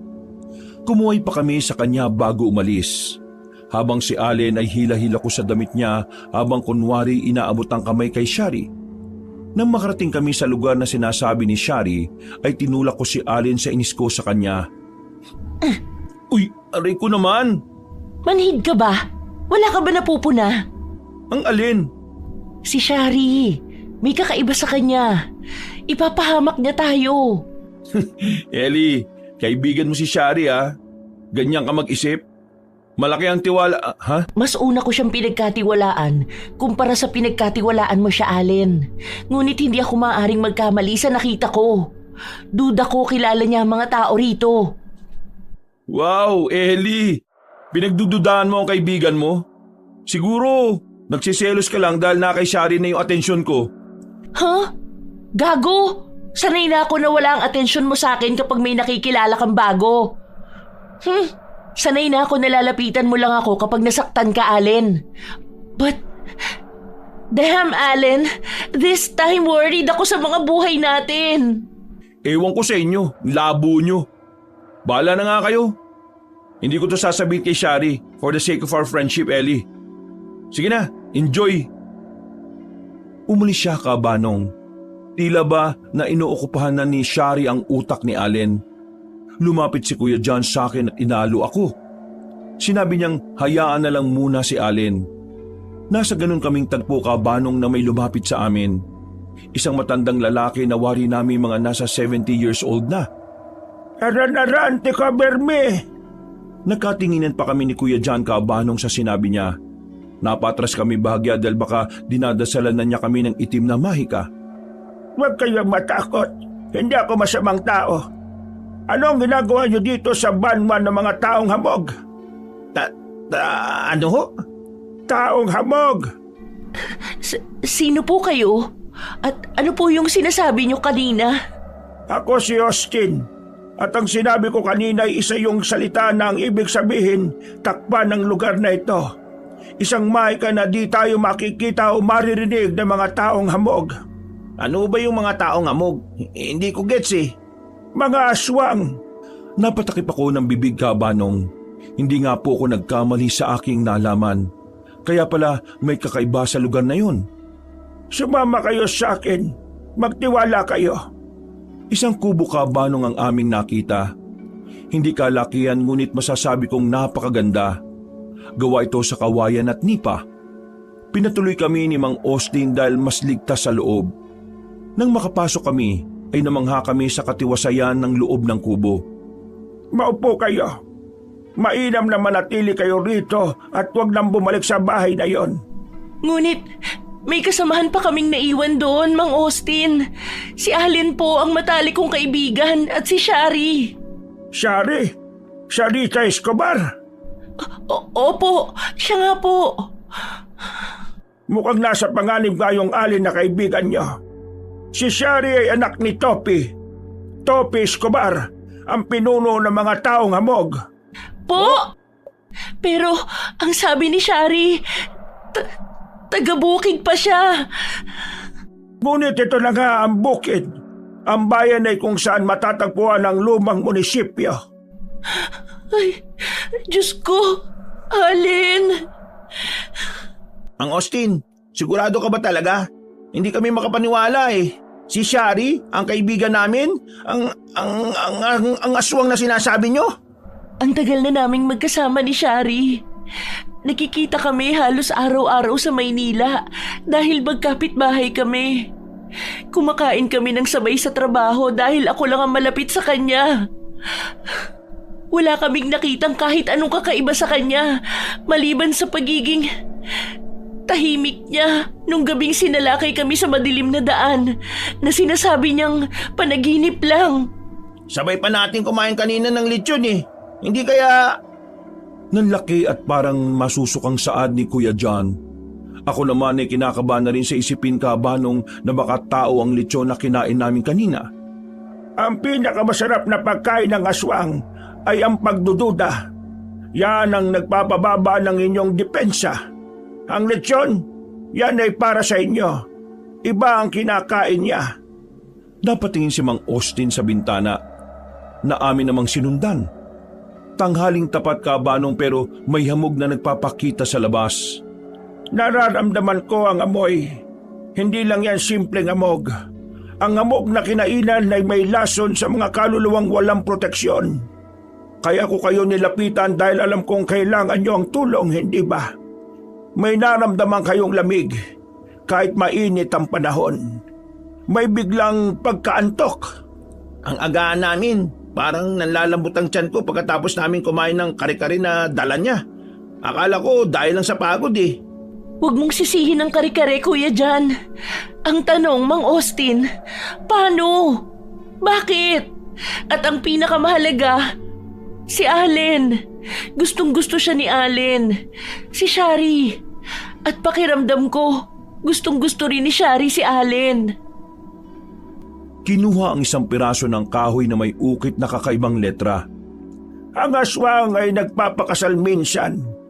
Hindi para magmahal, kundi para sa pagpapalaki ng angkan at para sa pagkuha ng lakas. Si Allen, nararamdaman ko sa kanya ang sigla, ang busilak na pag-ibig. Yan ang perpektong inihaw para sa isang aswang. Ang pag-ibig ay enerhiya at yan ang gusto niyang kainin. Gagamitin nila si Allen para dumami ang lahi nila at kahinaan ni Allen ang magmahal. Kailangan natin bumalik. Dapat natin siyang bigyan ng babala. Baka ngayon kasama niya si Shari. Wag, kung ngayon kayo pupunta, malalaman niya na alam niyo na. Maghihinala siya. Magpapalit siya ng anyo at hindi niyo na siya mahahanap. Mang Austin, tulungan niyo kami. May anting-anting ba na makakatulong? Isang bagay na pwedeng proteksyon ni Allen kahit hindi siya naniniwala. At proteksyon na hindi kami mahahalata na alam na namin. Wala nang oras para gumawa ng bago. Pero may natitira ko. Hindi ito anting-anting na panlaban. Ito'y pangontra sa pagkain. Ibinaba niya ang tingin sa mesa at kinuha ang isang maliit na sisidlan na yari sa pinatuyong kalabasa at may laman itong kulay abo at pinong pulbos. Ito, tanggapin niyo. Ito ay abo ng 7 taong gulang na punong santol na kinuha sa ilalim ng buwan ng hating gabi. Ihalo niyo ito sa anumang inumin na ibibigay niyo kay Allen. Ngunit may kondisyon. Dapat hindi makita ni Shari. Kung pumasok na sa sistema niya ang pulbong ito, makikita niya ang tunay na anyo ni Shari at masisira ang sumpa sa kanyang tiyan. Kinuha ni Kuya John ang sisidlan kabanong. Napatingin pa ako sa kamay niyang nanginginig. Hindi ko alam kung dahil sa lamig o dahil sa takot. Kung maging totoo nga to, paano namin haharapin ang kaibigan namin? Hindi niyo siya haharapin. Tatakas kayo. Kung makikita ni Allen ang anyo niya, tatakas kayo dahil sa sandaling malaman ni Shari na may alam kayo. Magiging susunod na kayong hapunan. Tumango ako kabanong at tinanggap ang isang mapanganib na desisyon. Para sa kaibigan ko ay gagawin ko ang lahat mailigtas lang siya. Sabay kaming 3 pumarito kaya dapat ay sabay rin kaming aalis. Sige, Mang Austin. Salamat. Gagawin namin ito. Huwag kayong mag-alala. Papatnubayan kayo ng aking mahika. Susunod ako sa inyo para iligtas kayo. Basta mga bata, pagpapanggapang mabisang gawin nyo para hindi kayo mahalatang alam na ninyo. Napatango kami, Kabanong, at umalis na. Habang naglalakad kami, nag-iisip kami ng masasayang bagay ni Kuya John para mapawi ang aming takot at pangamba. Mabilis kami na naglakad, Kabanong. Si Kuya John ay may hawak na maliit na sisidlan. Ang aming mga mata ay nagbabantay sa paligid. Ngunit ang aming mga puso ay puno ng takot matapos malaman ang katotohanan tungkol kay Shari. Ang lamig ng hangin, Ellie.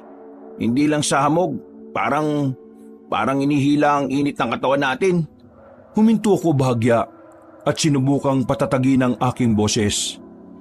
Hindi tayo pwedeng bumigay sa takot, Kuya Jan. Yun ang gusto ng mga yun. Kailangan natin maging malinaw ang isip natin para makagawa ng plano. Plano? Ang plano ko ngayon ay tumakbo pa Maynila at maging movie star. Wala akong alam sa pangontrang aswang eh. Kailangan ko ng distraction. Kung distraction ang gusto mo, may ibibigay ako. Kasi kung meron mang kabaliwan na makakapawi sa takot ngayon, yun ay ang pag-amin ko. Anong pag-amin? Hindi mo naman siguro sasabihin na nagka-crush ka kay Allen, no? Kasi mag-aaway talaga tayo. Ha? Bakit naman tayo mag-aaway? Umamin ka. Bakla ka ba, Kuya Jan? Crush mo si Allen? Baliw, hindi ganun ang point ko. Basta, bakit? Crush mo ba si Allen? Hindi. Ikaw. Natahimik si Kuya John, Kabanong. Napakurap siya habang tinititigan ako. Parang naistatwa siya sa narinig. Nung 17 pa lang ako, Kuya Jan. Crush na kita. At alam ni Allen yun. Bigla siyang tumawa ng malakas, Kabanong. Ngunit agad siyang napahawak sa bibig para hindi marinig. Ala, seryoso? 17? Ellie, magkaedad lang kami ng kuya mo ah. Siyempre. Young heart pa ako nun, no? Kailan yun? I mean, kailan mo unang na-feel? Nung palagi akong nasa inyo? Hindi. Pista yun eh. Seryoso ba talaga? 17? Ano yun? Nung pista ng 1995? Yung nakasuot ako ng color blocking na damit na parang si Michael Jordan? Oo. Yung parati kang sumasayaw sa gitna ng plaza kahit hindi pop ang tugtog. Ang daldal mo. Akala ko ang gwapo mo dahil ikaw lang ang walang kibu sa grupo.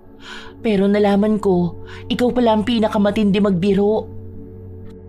Tinapik niya ang dibdib niya, Kabanong, na parang nasaktan pero natutuwa. Ako naman, napapailing. Grabe ka. Wala akong kibo. Pero teka, bakit mo ako nagustuhan? Palagi kitang kinakantsawan dahil sa pagiging boyish mo ah. Kasi ang totoo mo, Kuya Jan, ay mabait. Sa kabila ng mga kalokohan mo, ikaw ang unang lumalapit kapag may malungkot. Kaya nung 17 ako, inisip ko, sana may mag-asikaso sa akin na kasinggaan ng buhay ni Kuya Jan. Kaya lang, hindi ako umamin dahil natatakot akong baka maging awkward at masira kayo ni Kuya at di mo na ako pansinin kasi nga bata pa ako noon. Mukhang effective naman, Kabanong, ang pag-amin ko nang wala sa oras. Huminga ng malalim si Kuya John. Nawala na ang takot sa kanyang muka. Pinalitan ito ng pagkamangha. Walang niya ka, Ellie. Alam mo ba kung gaano karaming panaginip ang nasayang dahil hindi mo sinabi yan? Sana pala, ako na lang ang kasama mo sa dibo mo. Kaya nga ngayon ako umamin, Kuya Jan. Kasi sa gitna ng lahat ng takot, kailangan nating tandaan na may mas matinding kabaliwan pa tayo sa buhay na worth ipaglaban. Kung mamamatay tayo ngayon, at least, aaminin ko, ikaw ang crush ko nung 17 ako. Napangiti si Kuya John, Kabanong, at tinawakan ng aking kamay na may kasamang paghagod sa aking mga palad. Naramdaman ko naman na parang may kuryenteng dumaloy sa aking katawan. O sige, sa ngayon, mas natatakot ako na nagkakrush sa akin si misteryosong boyish kaysa sa isang aswang. Pero alam mo, Ellie, sa pag-amin mo, nabawasan ng takot ko. Parang nabuhay ulit ako. Binitiwan ni Kuya John ang kamay ko at tumarap sa akin ng may determinasyon. Tama, kailangan nating iligtas si Allen. At pagkatapos nun, Ellie, siguro pwede tayong mag-date kahit matanda na ako. Kaya mong harapin si Kuya Emil? Ang tanong, kaya mo pa rin ba akong mahalin kahit matanda na ako? 28 ka pa lang. Bata pa yun. Pagbalik natin sa Maynila, liligawan ka agad kita. Pagbabayaran mo yung nasayang kong mga panaginip ko na mahalikan ng mga labi mo. Napangiti lang ako, Kabanong. Masaya akong malaman na ang taong gusto ko ay gusto rin pala ako. Magkahawak kaming naglakad pabalik na parabang wala ng bukas. Panay ang tawanan namin nang makita namin ang papalapit na si Allen at Shari. Ayan na sila. O sige Ellie, ang performance mo Oscar worthy Ikaw ang magpatawa, Kuya John. Ikaw ang magiging cover. Bulungan naming hindi nawawala ang ngiti sa aming labi. Panay ang harutan naming dalawa habang papalapit si Allen at Shari. Oh, ayan na pala ang mga lovebirds Mukhang kayo nga ang lovebirds eh. Kanina pa namin kayo hinahanap. Akala ko umuwi na kayong dalawa eh. Paano naman kami uuwi? Nag-usap lang kami, Allen. Ang daming kwento ni Ellie. Hindi ba, Ellie? Anong meron? Mukhang ang lalaki ng ngiti nyo. Anong pinag-usapan nyo? Nagkatinginan kami ni Kuya John, Kabanong. Ito na ang pagkakataon namin para magpanggap. Napahalakak ako na parang kinikilig. Hindi pa ito nakita ni Kuya John sa akin na ugali ko. Kaya para rin siyang matatawa. Ay naku, Shari. Hindi mo alam. Si John kasi, ang babaw ng luha. Huwag mo naman akong ipapahiya. Pero oo, ang ganda pala ng flashback namin ni Ellie. Ang tagal na naming magkaibigan pero ngayon ko lang nalaman. Huy, Gagi. Sikreto lang natin yun. Nakakahiya. Nakakayang Alin. Basta, tara na nga, Shari. Hinila ko si Shari na ikinagulat naman niya. Alam mo, Kabanong, ang paraan ng pagila ko ay yung gusto ko siyang ihambalo sa lupa. Para di niya mahalata at agad akong pumulupot sa braso niya at bumulong. Umamin na siya. Nakrush niya ako. Talaga? Huy, marami kang kukwento sa akin. Inahapunan, Kabanong, ay tahimik kaming nakaupo sa malawak na hardin nila Shari. Habang sa kabilang panig naman ng hardin ay ang mga taong kumakain. Gutom ako pero tiniis ko. Sa takot na baka tao ang kinakain namin. Napakalamig ng hangin at ang katahimikan lang ang namayani sa paligid. Dahil sa nakabibinging katahimikan ay ako ang bumasag nito. Natatakot man ay pinilit kong maging kampante.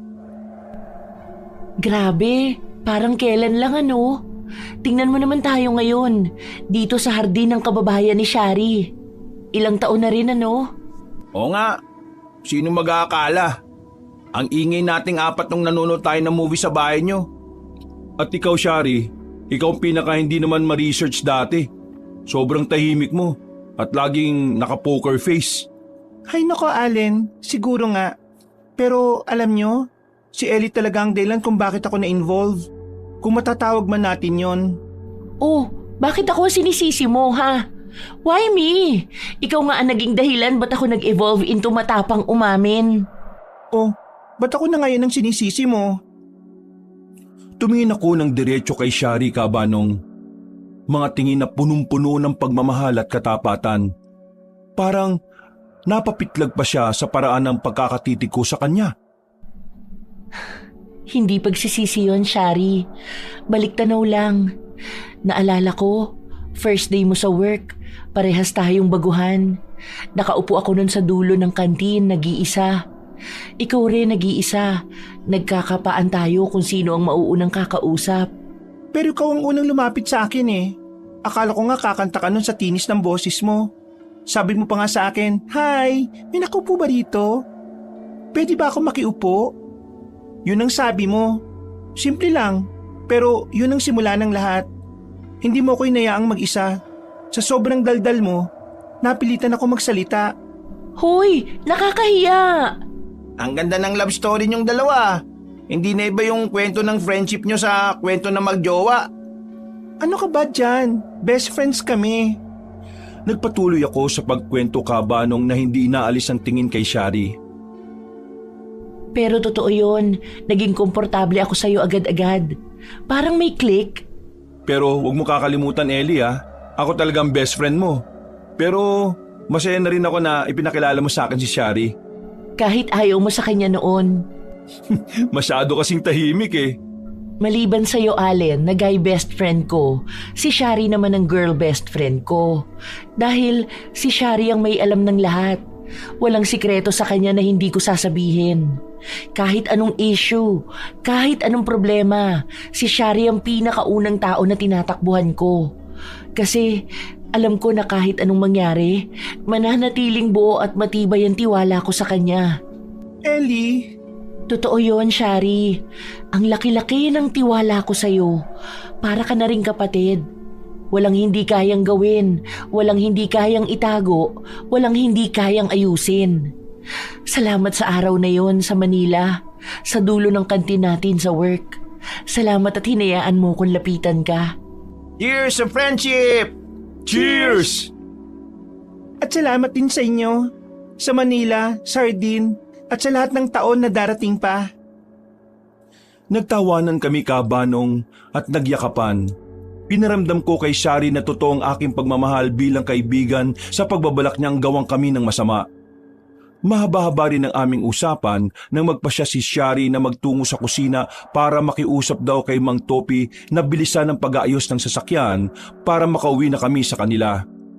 Napatango naman ako kabanong. Nagkukunwaring hindi ko alam na ama niya si Mang Topi. Walang kalam-alam si Shari na sinundan ko siya sa kusina at narinig ko silang nag-uusap ni Mang Topi. Pa, hindi niyo naman siguro sila palalayasin, di ba? Sabi ko na sana hindi na lang sila pumunta rito. Wala silang kaalam-alam. At bakit ko naman sila palalayasin, anak? Nandito sila para magbakasyon, hindi ba? Relax. Pero pa, alam nating hindi yan ang ibig niyong sabihin. Nakita niyo sila, di ba? Sila Ellie, John at Allen. Mga kaibigan ko sila. Pakiusap, hayaan niyo na lang silang makaalis bukas ng umaga. Babalik na sila sa Maynila. Anong sabi mo? Hayaan? Nagpapatawa ka ba, Shari? Matagal ko nang hinahanap ang pagkakataong ito. Nandito sila sa teritoryo natin, sa mismong bahay natin. At gusto mong pakawalan ko sila? Dahil wala silang kasalanan pa. Sila ang pinakamalapit na tao sa buhay ko. Hindi ko kaya. Hindi ko pwedeng makita na sasaktan niyo sila. Sa paraan ng pag-usog ng upuan kabanong napatayo si Mang Topi. Sinabayan pa nito ng paghampas sa lamesa na muntikan ko ng ikinagulat. Huwag mo akong pinagagalitan, Shari! Hindi ba't alam mo na ang batas natin? Kailangan natin ng lakas para manatiling buhay at makapangyarihan ng lahi natin. At anong mas magandang handa kesa sa mga alagad ng Maynila na ikaw mismong nagdala sa ating pugad? Ganyan na ba talaga, pa? Wala na ba kayong ibang alam kundi ang batas na yan? Pwede naman tayong mamuhay ng tahimik, ah. Ang tahimik na buhay ay para sa mga mahihina. Hindi tayo mahihina. Ako ang pinuno at ang desisyon ko ay hindi magbabago. Mananatili sila rito. At wag na wag mong susubukan na tulungan silang tumakas. Dahil kung gagawin mo yon, hindi lang sila ang makakalaban ko. Pati ikaw, anak. Makakalaban ka. Naintindihan mo ba? Opo, pa. Mabuti kung ganon. Ngayon, ituloy mo ang pagpapanggap na di tayo makakilala. At wag na wag kang magpapakita ng kahit anong senyales ng pagdududa sa harap ng mga kaibigan mo. Maging mabuting mapagpanggap ka. Agad akong umalis nang maramdaman kong palabas na si Mang Topi at dali-dali akong lumabas at lumapit sa dalawa kong kaibigan. Pagbalik ko, nagtataka ako kung bakit parang nananamlay si Allen. Napainom na pala siya ni Kuya Jan nung pangontra. Kinagabihan ay hindi ako makatulog. Mamayang hating gabi na sasapit ang tunay na pista. Wala si Shari sa tabi ko. At may narinig akong parang mga nagsasayawan at nagluluto base rin sa ingay ng kawali. Dahan-dahan akong tumayo at sumilip sa bintana. Nagulat ako kabanong nang makita ang malaking kawali na kasya ang isang buong baka. Napapitlag pa ako nang may marinig akong tumawag sa pangalan ko sa may pinto. Boses ni Allen. Kaya dali-dali akong lumapit para buksan. Bumungad sa akin ang mga nag-aalala nilang muka. Bilisan mo, aalis tayo. Mga aswang ng tao dito. Bilisan nyo, mag-aating gabi na oh. Paano mo nalaman? Saka mo na itanong yan. Tara na. Dali-dali kaming dumaan sa likod ng bahay kung saan nakatapat sa timog. Makikita ang madilim na kagubatan. Habang tumatakas kami ay nakita namin si Shari na nakatayo sa may pinto. Shari? Sumunod kayo sa akin, dali. Nagkatinginan pa kaming tatlo saka sumunod kay Shari. Hindi ko alam kung ano yung pinasukan namin ngunit ayon kay Shari ay lagusan ito papunta sa gubat. Binaybay namin ang amoy karning lagusan, Kabanong. Napakabaho talaga na parang hahalukayin ng sikmura mo. Kung natitiis namin, si Allen hindi. Nagsuka siya ng nagsuka na lumika ng ingay sa lagusan. Agad namang siyang nilingon ni Shari. Allen, tiisin mo. Huwag kang gagawa ng ingay. Sapagkat ang ingay ay parang kampana kay Papa. Talian natin para makalabas na tayo dito. Tinalunton namin, Kabanong, ang mabahong lagusan na yon. Nang marating namin ang dulo ay dahan-dahang binuksan ni Shari ang takip ng lagusan. Sinuri kung may mga aswang sa paligid. Nang masigurong walang kahit na anong senyales na may aswang sa paligid, ay dali-dali siyang umakyat. Nang makakyat na kami, ay marahan niyang isanara ang pinto ng lagusan at pinaupo kami. Bakit mo kami tinutulungan? Bilis na, umalis na kayo. Wala na akong masyadong oras para protektahan kayo. Shari, sigurado ka ba rito? Ang iyong ama. Shari. Huwag mo nang alalahanin yan. Alam kong mali ang ginagawa niya. Hindi ko kayang panoorin na saktan niya ang mga inosenteng tao, lalo na kayo mga kaibigan ko. Nang marinig ko ang sinabi mo, Ellie, napagtanto kong mali ako. Salamat, Shari. Pero paano tayo makakalabas? Sige na, umalis na kayo. Bago pa tayo mahuli ni Papa, ituturo ko sa inyo ang daan palabas. Kabanong, lakad at takbo ang ginawa namin. May madadapa, gugulong at masusugatan dahil sa sobrang sukal ng daan. Halos sumuyuko na kami. Isang ilog ang aming nakita. Payapa ang agos nito. Kailangan niyo makatawid dyan, Allen. John, alalayan niyo si Ellie. Dalian niyo. Lumusong kami sa hanggang dibdib na tubig ng ilog at halos mapasigaw ako dahil sa lamig ng tubig. Dahan-dahan namin kinapa kung saan ang malalim at mababaw. At sa awa ng Diyos ay narating namin ang pampang. Nanginginig kami sa lamig at pagod na pagod kaming tatlo habang umaahon sa kabilang pampang. Paglingon ko kay Shari na nasa kabilang pampang, hindi siya sumama sa pagtawid. Akto na siyang tatakbo, Kabanong, nang tawagin ko siya. Shari, hintay! Sumama ka na sa amin! Napahinto siya, napalingon sa amin. Malayo man ay kitang-kita ko ang lungkot sa kanyang muka. Hindi ako pwedeng sumama, Ellie. Ito ang mundo ko, ang aking ama. Kailangan ko siyang harapin sa sarili kong paraan. Lumapit si Kuya John sa akin at tinawakan ako sa braso at inayang umalis na, ngunit ako, hindi ako nagpatinag at nanatiling nakatingin kay Shari. Ellie, wala na tayong oras. Pero Shari, delikado ka rito. Alam niya na tinulungan mo kami. Baka saktan ka niya. Ang pagtulong ko sa inyo ay ang pagkakamali ko noon. Nung una, pinaliwalaan ko si Ama na masama kayo. Kayo mga taga-syudad. Ngunit nang marinig ko ang mga sinabi mo, Ellie, napagtanto kong hindi lahat ng tao masama. Muntik na kayong mapahamak. Patawarin niyo ako. Lalong-lalo na ikaw, Allen. Si Allen, na naunawaan ang bigat ng desisyon ni Shari, ay tumango ng dahan-dahan. Ngunit ako, Kabanong, parang ang bigat ng loob ko na tanggapin yon. Marami kaming pinagsamahan at magagandang ala-ala sa Maynila. Pinapatawad ka namin, Shari. Salamat sa pagligtas mo sa amin. Pero gusto kong malaman mo, Shari, na yung pinakita ko sa'yo, totoo lahat yon. Alam ko, Allen. At kung ano man ang pinakita ko, totoo rin yon. Marahil hindi tayo para sa buhay na ito. Pero baka sa susunod na buhay natin, tayo ang magkatuluyan. Salamat, Allen. Mahal kita. Hihintayin kita, Shari, sa susunod nating buhay. John, ingatan mo si Ellie ah. Hindi nagsalita si Kuya John, ngunit napangiti siya na ikinatango lang din ni Shari. Ngayon, umalis na kayo. May daan sa dulo ng gubat. Doon sa malaking puno ng balete na may kalawangin na lata na nakasabit. Sundan niyo ang daang yon. Saad ni Shari na napatingin pa sa malayo, sa kabilang direksyon. Sa dulo ng daan na yon, makikita niyo ang isang bahay kubo. Bahay yun ni Mang Austin, ang ermitanyong antingero. Nakilala niyo sa Ellie, John. Siya lang ang makakatulong sa inyo.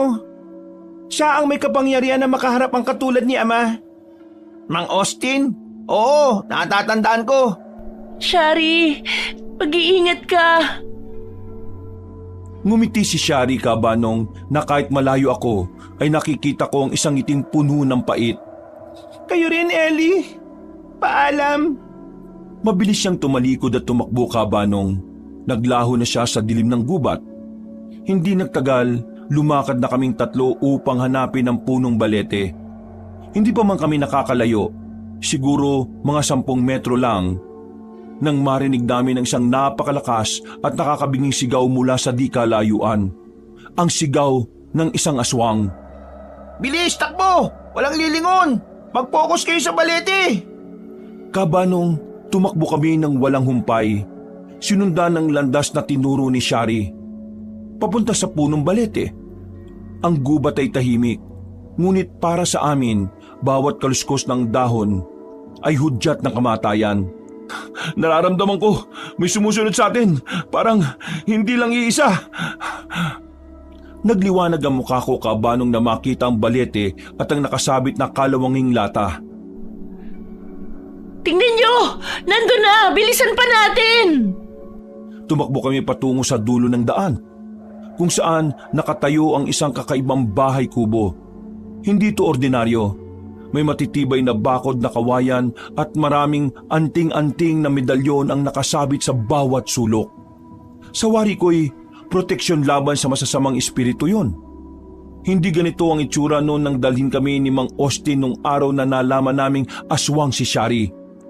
Nang makarating kami sa pinto, ay nagmamadali kaming kumatok. Tulong! Buksan nyo, Mang Austin! May umahabol sa amin, dali! Hindi nagtagal, bumukas ang pinto at bumungad sa amin ang mukha ni Mang Austin na may malaking pagbabago. Siya ay may mahaba at maputing buhok, matitigas na kalamnan at may suot na maraming agimat, at mutya na nakasabit sa leeg. Ang kanyang mga mata ay matatalas at alerto. Nagkita tayong mali. Pumasok kayo, mabilis. Nakita ko na kayong mula pa sa malayo. Agad naman kaming pumasok na tatlo. Isinara at nilapat ni Mang Austin ang pintuan at agad na inilagay ang isang bakal na trangka. Kumuha siya ng isang banga na may lamang likido at ipinahid sa mga bintana. Hindi ko alam kung paano nakalabas kayo sa kanilang teritoryo o kung paano nyo natunto ng bahagi nitong gubat. Ito'y lihim. Nakaraan ay sa hilaga ko kayo idinaan at hindi rito sa timog. Ngunit ganun pa man ay mainam na ligtas kayo. Ngunit may mga masasamang nilalang na naghahanap sa inyo. Ihanda nyo ang sarili ninyo. Salamat po, Mang Austin. Kami po ay tinulungan ni Shari. Alam ko, nakita ko ang mga nangyayari. Kasunod ako sa inyo. Tulad ng sinabi ko. Ngunit bigla na lang kayong nawala sa bahay na yon. Nag-alala ko. Ngunit magkaganon pa man, may utang na loob kayo sa bata na yon. Ngunit ngayon, mas malaki ang problema natin. Biglang may tumunog na malakas at garalgal na tambol mula sa di kalayuan na aming ikinagulat kabanong. Sumunod ng mga sigaw at huni ng mga taong tila nagmamarcha. Ano yun? Hindi, silangang kanimang topi. Ang mga duwag at makasariling ermitanyo na nagtaksil sa kanilang mga tungkulin sa kalikasan. Isinumpa at naging aswang. Alam nila na pumunta kayo rito dahil sa ginawa kong babala kanina. Gusto nila akong pabagsakin at ginagamit nila kaya. Kabanong, nagulat kami sa nalaman namin na ang angka ni Shari ay mga ermitanyong nagtaksil sa kanilang mga tungkulin at ng ibang landas. Kinuha ni Mang Austin ng isang tabak na nakasabit sa dingding at kumuha ng isang pulang bato na hawak-hawak niya. Hindi sila makakapasok, pero susubukan nila akong lusubin. Ngunit bago pa man mag-umpisa ang labanan, isang malaking aninong lumitaw sa likod ng grupo ng angka ni Mang Topi Kabanong. Ang aswang na ama ni Shari, na dating isang antingero, ay lumapag sa lupa. Ang anyo niya ay kahila-hilakbot. May mahabang dila at matatalim na kuko. At sa kanyang kamay ay may hawak na bihag. Walang iba kundi si Shari. Nang lalaki ang mga mata ko, nang makita ko si Shari, na naging dahilan para sumigaw ako. Napasigaw ang aswang Kabanong na nagdulot ng pagyanig sa kubo. Napayakap ako kay Allen sa sobrang takot habang naiiyak na nakatingin kay Shari. Austin! Ilabas mo ang mga bisita mo! Tingnan mo ang gagawin ko sa anak ko na ito na nagtaksir sa sarili niyang mga kaduga! Umiyak si Shari Kabanong, ngunit umiling siya. Nagbibigay senyas sa amin na huwag kaming lalabas. Ang angka ni Mang Topi ay ngumiti. Nasisiyan sa takot at tensyon na kanilang nililikha. Nakita ko naman si Mang Austin na galit ngunit hindi nagpatinag. Mas mahalaga pa ba sa iyo ang iyong pagiging mataas kumpara sa anak ba? Hala, Tapi! Bakit hindi mo tularan ng iyong anak na ginawa kung ano ang tama? Nananalaytay sa kanya ang dugo ng isang taksil na antingero at isinumpang maging aswang. Ngunit tinahak niya ang landas ng mabuting tao. Ang bisita mo lang ang kailangan ko. Palabasin mo sila. Sila ang magiging dahilan para masira ang aming angkan na aking iniingatan.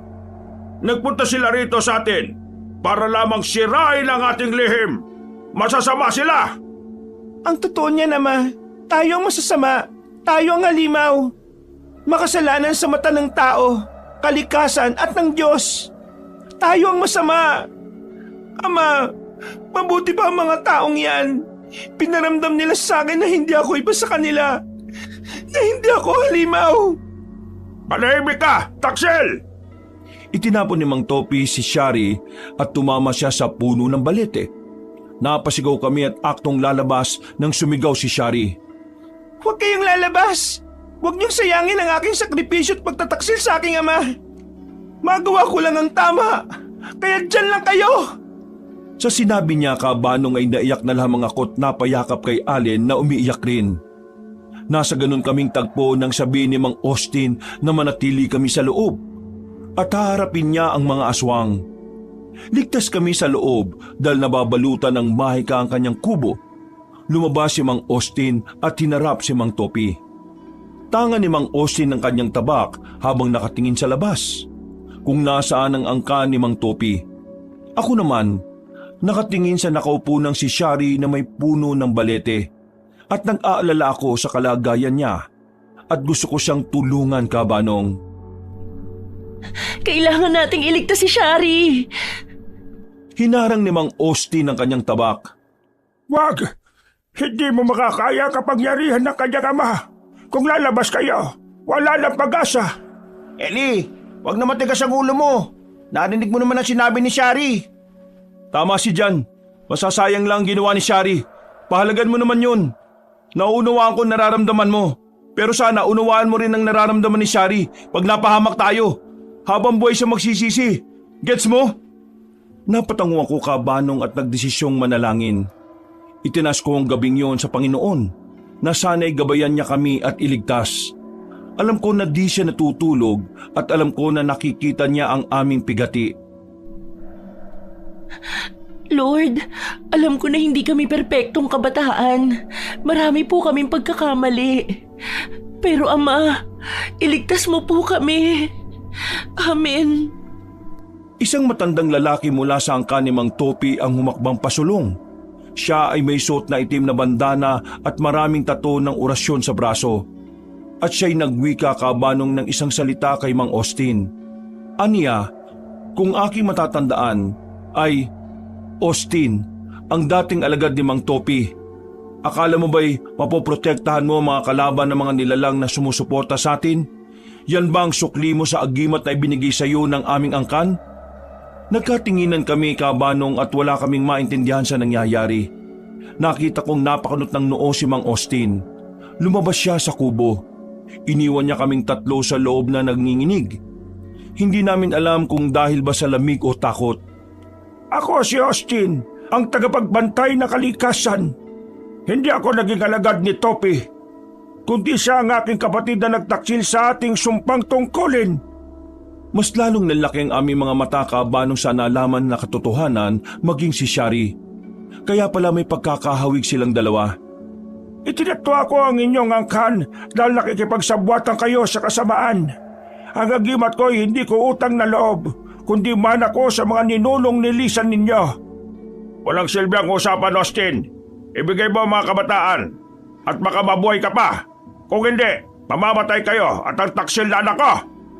Nang akmang susugod na ang angka ni Mang Topi kabanong, bigla kaming may narinig na tambuli mula sa kabilang bahagi ng gubat.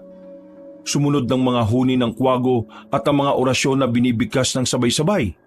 Tila sumasabay sa hangin. Huli na kayo! Hindi ako nag-iisa! Muli sa kadiliman, lumabas ang isa pang grupo ng mga matatanda at lalaki. Lahat ay may suot na puting damit at may bitbit na mga krus, kalis at iba't ibang uri ng anting-anting. Sila ang mga tapat na antingero at tagapagtanggol ng katarungan. Itinaas ni Mang Austin ang kanyang anting-anting kabanong at sumigaw. Mga taksil sa dugo at sumpa! Hindi namin papayagan ang inyong paggari! Nagiba ang ihip ng hangin kabanong, napuno ng tensyon at galit ang paligid. Sa mga oras na yon, para kaming nanood ng laban ng mga anghel at demonyo. Nang makita ng aswang na dumating ang tulong, nagalit ito at nagbago ng anyo. Isang malaking nilalang na may matatalim na kuko at pakpak. Patayin silang lahat! Tumalon na tinarap ni Mang Austin ang aswang na si Mang Topi kabanong, gamit ang kanyang tabak na pinahira ng lana at orasyon. Ang magkapatid ay nagpalitan ng suntok at sangga. Ang mga bagong dating na antingero ay nagbigkas ng mga orasyon. Nagtatapon ng asin at manga na may lamang bula sa angkan ni Mang Topi. Ang ibang miyembro ng angkan ni Mang Topi ay naglabas din ng sarili nilang agimat at anting-anting para lumaban. Ang aswang ay lumipad at umatake. Pilit ang nilalabanan ng mga antingerong nakaputi. Sa gitna ng labanan, si Shari ay sinubukang tumakas mula sa mga nagbabantay na miyembro ng angka ni Mang Topi. Ngunit bigo siya. Tingnan nyo, nag-uumpisa na ang gulo. Kailangan natin tulungan si Shari. Hindi natin kailangan ng agimat para maging matapang. Tara na! Sandali! Ngunit nangako tayo kay Shari, hindi ba? You love Shari, right? Oo! Pues, gamitin mo yung sandata para makuha siya. If you love her, fight for her. Even if the whole world is against you. Tama ka! Tara! Kinuha namin kabanong ang mga sulo na nakita namin sa loob ng kubo at nagmamadaling lumabas. Handang makipagsapalaran sa digmaan ng mga aswang at antingero. Ginawa namin ito para kay Shari, para sa aming pagkakaibigan. Yun naman ang mahalaga kabanong, ang magsisi, humingi ng tawad at magpatawad, at magbigay ng chance sa mga taong gustong magbago at ayusin ang buhay nila. Habang nagbabanggaan ang kapangyarihan ng mga antingero at ang kasamaan ng angka ni Mang Topi sa paligid, kaming tatlo naman ay lumabas sa kubo. Hawak ang mga sulo at nagsisilbing aming tanging liwanag at sandata. Nakita namin si Shari na gumagapang. Sinusubukang makawala mula sa maigpit na pagkakatali at sinisikap na makalayo sa naglalaban ng angka ni Mang Topi at ng mga antingero. Shari, nandito kami! Nang marinig ni Shari ang tinig ko ay hindi agad siya lumingon. Nagbigay ito sa kanya ng panandiliang pag-asa. Tumakbo kami papalapit sa kanya. Hayaan mo kaming putulin ang tali mo. Dahil sa ingay at gulo ay hindi na kami napansin ng mga aswang. Agad na kinalagan ni Kuya John si Shari. Salamat. Sobrang higpit ng tali ng tatay ko. Ba't kayo lumabas? Mapanganib para sa inyo. Kaibigan ka namin. Sabay-sabay tayong lalabas sa lugar na ito ng buhay. Mamaya na tayo magkumustahan. Kailangan natin makabalik sa kubo. Doon tayo mas ligtas. Ngunit bago pa kami makaalis, napansin ng isang miyembro ng angka ni Mang Topi ang aming paggalaw at sumigaw na naroon ng mga bihag at kami ay hulihin. Matapos sisigaw ng miyembro ng angka ni Mang Topi ang aming kinaroroonan, 3 miyembro ng aswang ang patungo sa amin. Natakot ako ng sobra dahil alam kong wala kaming laban sa kanila. Nagulat pa ako nang biglang humarang si Kuya John. Tablan man lang sana kayo ng apoy! Ngunit bago pa man makasugod ang mga kalaban ay biglang may liwanag na lumabas kay Shari. Mabilis na tumayo si Shari at matapang na hinarap ang aswang. Wag! Ako ang bahala! Niyakap ni Shari ang kanyang sarili at biglang kumislap ang isang maliit na kwintas na tila mutya sa kanyang leeg. Isang agimat na ibinigay noon ni Mang Austin bilang proteksyon sa kanya laban sa mga gawaing masama ng kanyang ama. Nagbigkas siya ng isang salita na hindi maintindihan. Ito'y bahagi ng orasyon. Salita na di namin maunawaan, ngunit ayon kay Shari na ang kahulugan noon ay lumayo ka. Ang mga aswang na angka ni Mang Topi na ang kanya ay natigilan. Ang liwanag mula sa agimat ni Shari ay parang apoy na sumusunog sa kanila. Sumigaw ang mga aswang at nagwika na walang umanong bisa ang kanilang kapangyarihan sa agimat. Saglit pa nahinto ang laban at sumabog ang mga aswang na lumapit sa amin. Ginamit na namin ang pagkakataon na makapasok sa kubo at sa awa ng Diyos Ama, ligtas kami. Mabilis naming ipinasok si Shari papasok sa kubo.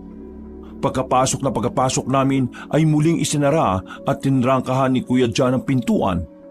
Ngayon, ligtas na kami sa loob ng proteksyon ng mga anting-anting at orasyon ni Mang Austin. Napangiti ako at maigpit na niyakap si Shari. Salamat sa inyo. Nag-alala ako sa iyo. Masaya ako't ligtas ka. Wala nang sinayang na oras si Allen. Niyakap niya si Shari ng maigpit at ginuwara ng isang masuyong halik sa labi. Habang kami ay nasa likod, sa likod ng pintong ligtas, nakita namin sa mga siwang ang pagtatapos ng labanan sa labas.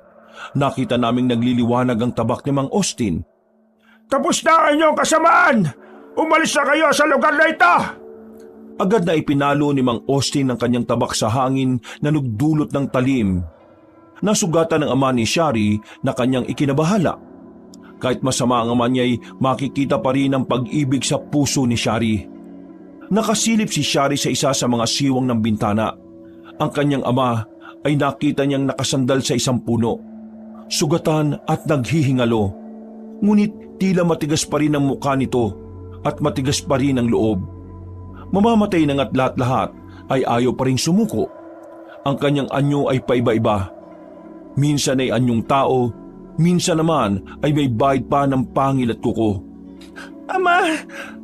Hindi kita anak! Wala akong anak na taksil! Ama! Mang Topi! Bakit mo ba pinagpipilitan? Hindi mo ba nakikita? Talo ka na! Hindi ito ang buhay na dapat mong piliin! Hinawakan ko ang balikat ni Shari dahil nararamdaman ko ang bigat ng kanyang pasanin, ngunit patuloy siya sa pagsasalita. Kahit kailan mahal na mahal kita, pero hindi ko makakaya ang mga kasamaan mo. Ako ang anak mo, Ama. Bakit hindi mo nalang itigil ang lahat ng ito? Pwede pa tayo magsimula ulit? Hindi gumalaw si Mang Topi. Ang kanyang mga mata ay puno ng galit at pagkasuklam. Hindi lang sa mga antingero, kundi pati na rin sa kanyang sariling anak. Isang eksena sa tagpong yon na napakasakit, Kabanong. Wala akong anak na duwag. Ang pinili mo ay ang kanilang liwanag. Ang pinili mo ay ang pagiging mahina. Hindi kailangan ng pagpili ng tama, Ama. Ayaw ko na sa kadiliman, sa buhay na walang totoong pagmamahal. Napatawa ng malakas si Mang Topi at daan-daan siyang umalis sa pagkakasandal sa puno. Ang kanyang sugat ay mabilis na gumaling, ngunit ang kanyang pagkatalo ang tanging sakit na hindi maalis. Mas gugustuhin ko pang mamatay kaysa maging alipin ng kapayapaan. Hindi ako magpapatalo sa mga lintik na antingero na yan. Sinubukan niyang lumipad, Kabanong, ngunit ang kanyang pakpak ay nangihina pa. Mas pinili niyang tumakbo, lumakad palayo, paalis sa gubat, sa direksyon na malayo sa lahat. Makikita mo, Shari, babalik ako. At sa susunod, wala na makakapigil sa akin. Nagsimulang tumulo ang luha sa mata ni Shari habang pinapanood niyang lumalakad palayo ang kanyang ama. Tinatalikuran ng pag-asa ng pagbabago. Paalam, Ama. Sana'y balang araw, makita mo ang liwanag. Natapos ang laban, Kabanong, at hinatid kami ni Mang Austin sa labasan. Pauwing Maynila. Nang makita ni Allen si Fernando na kanyang hikaing sasakyan ay natuwa siya. Pinaayos pala ito ni Shari na di alam ng kanyang ama. Ang kotse ko, nandito! May Fernando! Iningatan namin yan. Ito ang huling proteksyon na kailangan nyo sa lugar na ito. Si Shari ay humarap kay Mang Austin, puno ng paggalang at pasasalamat. Salamat po, Tio Austin. Maraming salamat sa inyo. Walang anuman, Ineng. Sumpa ko yon sa mga inosenteng tulad ninyo. Tio, hindi na ba kayo sasama sa amin? Sa Maynila, magiging ligtas kayo. Hindi pwede, Ineng. Kailangan ako ng kagubatan. Ako ang kanilang gabay. Pero tandaan mo, Shari, ngayon, ikaw ay malaya na. Gamitin mo ang kalayaan mo sa tama. Gagamitin ko po. At huwag po kayo mag-alala. Babalik pa rin po ako dito, Tio. Hindi para sa kanya, kundi para makita kung pwede pa rin ba siyang magbago. Mag-iingat ka. Tandaan mo ang mga aral ko. Shari, mula nung una kitang makita, kahit nakakala ko'y kalabang ka, alam kong may kabutihan sa puso mo. Sa lahat ng nangyari, mas lalo kitang minahal. Kapag naging maayos ng lahat, sana'y pumayag kang pakasalan ako. Nagulat si Shari, Kabanong, ngunit ang ngiti niya ay matamis at puno ng damdamin. Hinawakan niya ang kamay ni Allen. Allen, sobrang bilis. Pero hindi ko itatanggi. Ikaw ang nagbigay sa akin ng liwanag. Tingnan natin kapag nakabalik na tayo sa Maynila. Aba, kayo talaga? Ellie, seryoso ako. Hindi ko nahayaang mawala pa ang pagkakataong ito. Sa lahat ng ginawa natin, sa lahat ng takutan at panganib, ikaw lang ang tanging naisip ko. Ang tapang mo, ang talino mo. Mahal kita, Ellie. Kuya Jan, ang lakas ng loob mo. Marami pa tayong pagdaraanan pero gusto ko ring malaman mo na simula pa lang, hindi lang ikaw ang nagmamahal. Mahal din kita. Mga kabangers, mga kayanggaw, yes, eto na naman po si Kabanong at muli, bago tayo magwakas, ako'y nagpapasalamat muna sa inyo sa inyong patuloy na pagsubaybay sa ating mga magagandang kwento. Pero kung medyo nabitin po kayo iniimbitahan ko kayo na bisitahin yung iba pa natin mga channel, ang Pamela Clamil. Magaganda rin po yung mga kwento doon. Nagnanarit po ako doon bilang si Lolo Pael at ako bilang Kabanong. So huwag niyo pong kalimutan mag-subscribe at pindutin ang notification bell para lagi po kayo nanonotify pag may mga bagong videos doon. Konti pa lang po ang mga subscribers doon. Kaya mag-comment kayo at mag-like para malaking tulong po ito sa ating mga channel. At syempre kung medyo nabitin pa rin kayo, dalawin niyo rin po yung bagong-bago nating channel, ang Kabanong version 2.0, kung saan may mga images na po na gumagalaw dito at syempre may mga narration po at mga may music and effects na rin. Sana'y maging isa kayo sa mga unang 100,000 subscribers ng channel na ito. Kaya don't forget to subscribe at syempre mag-iwan na rin kayo ng comment at like. Hanggang sa susunod na mga kwento, wakas!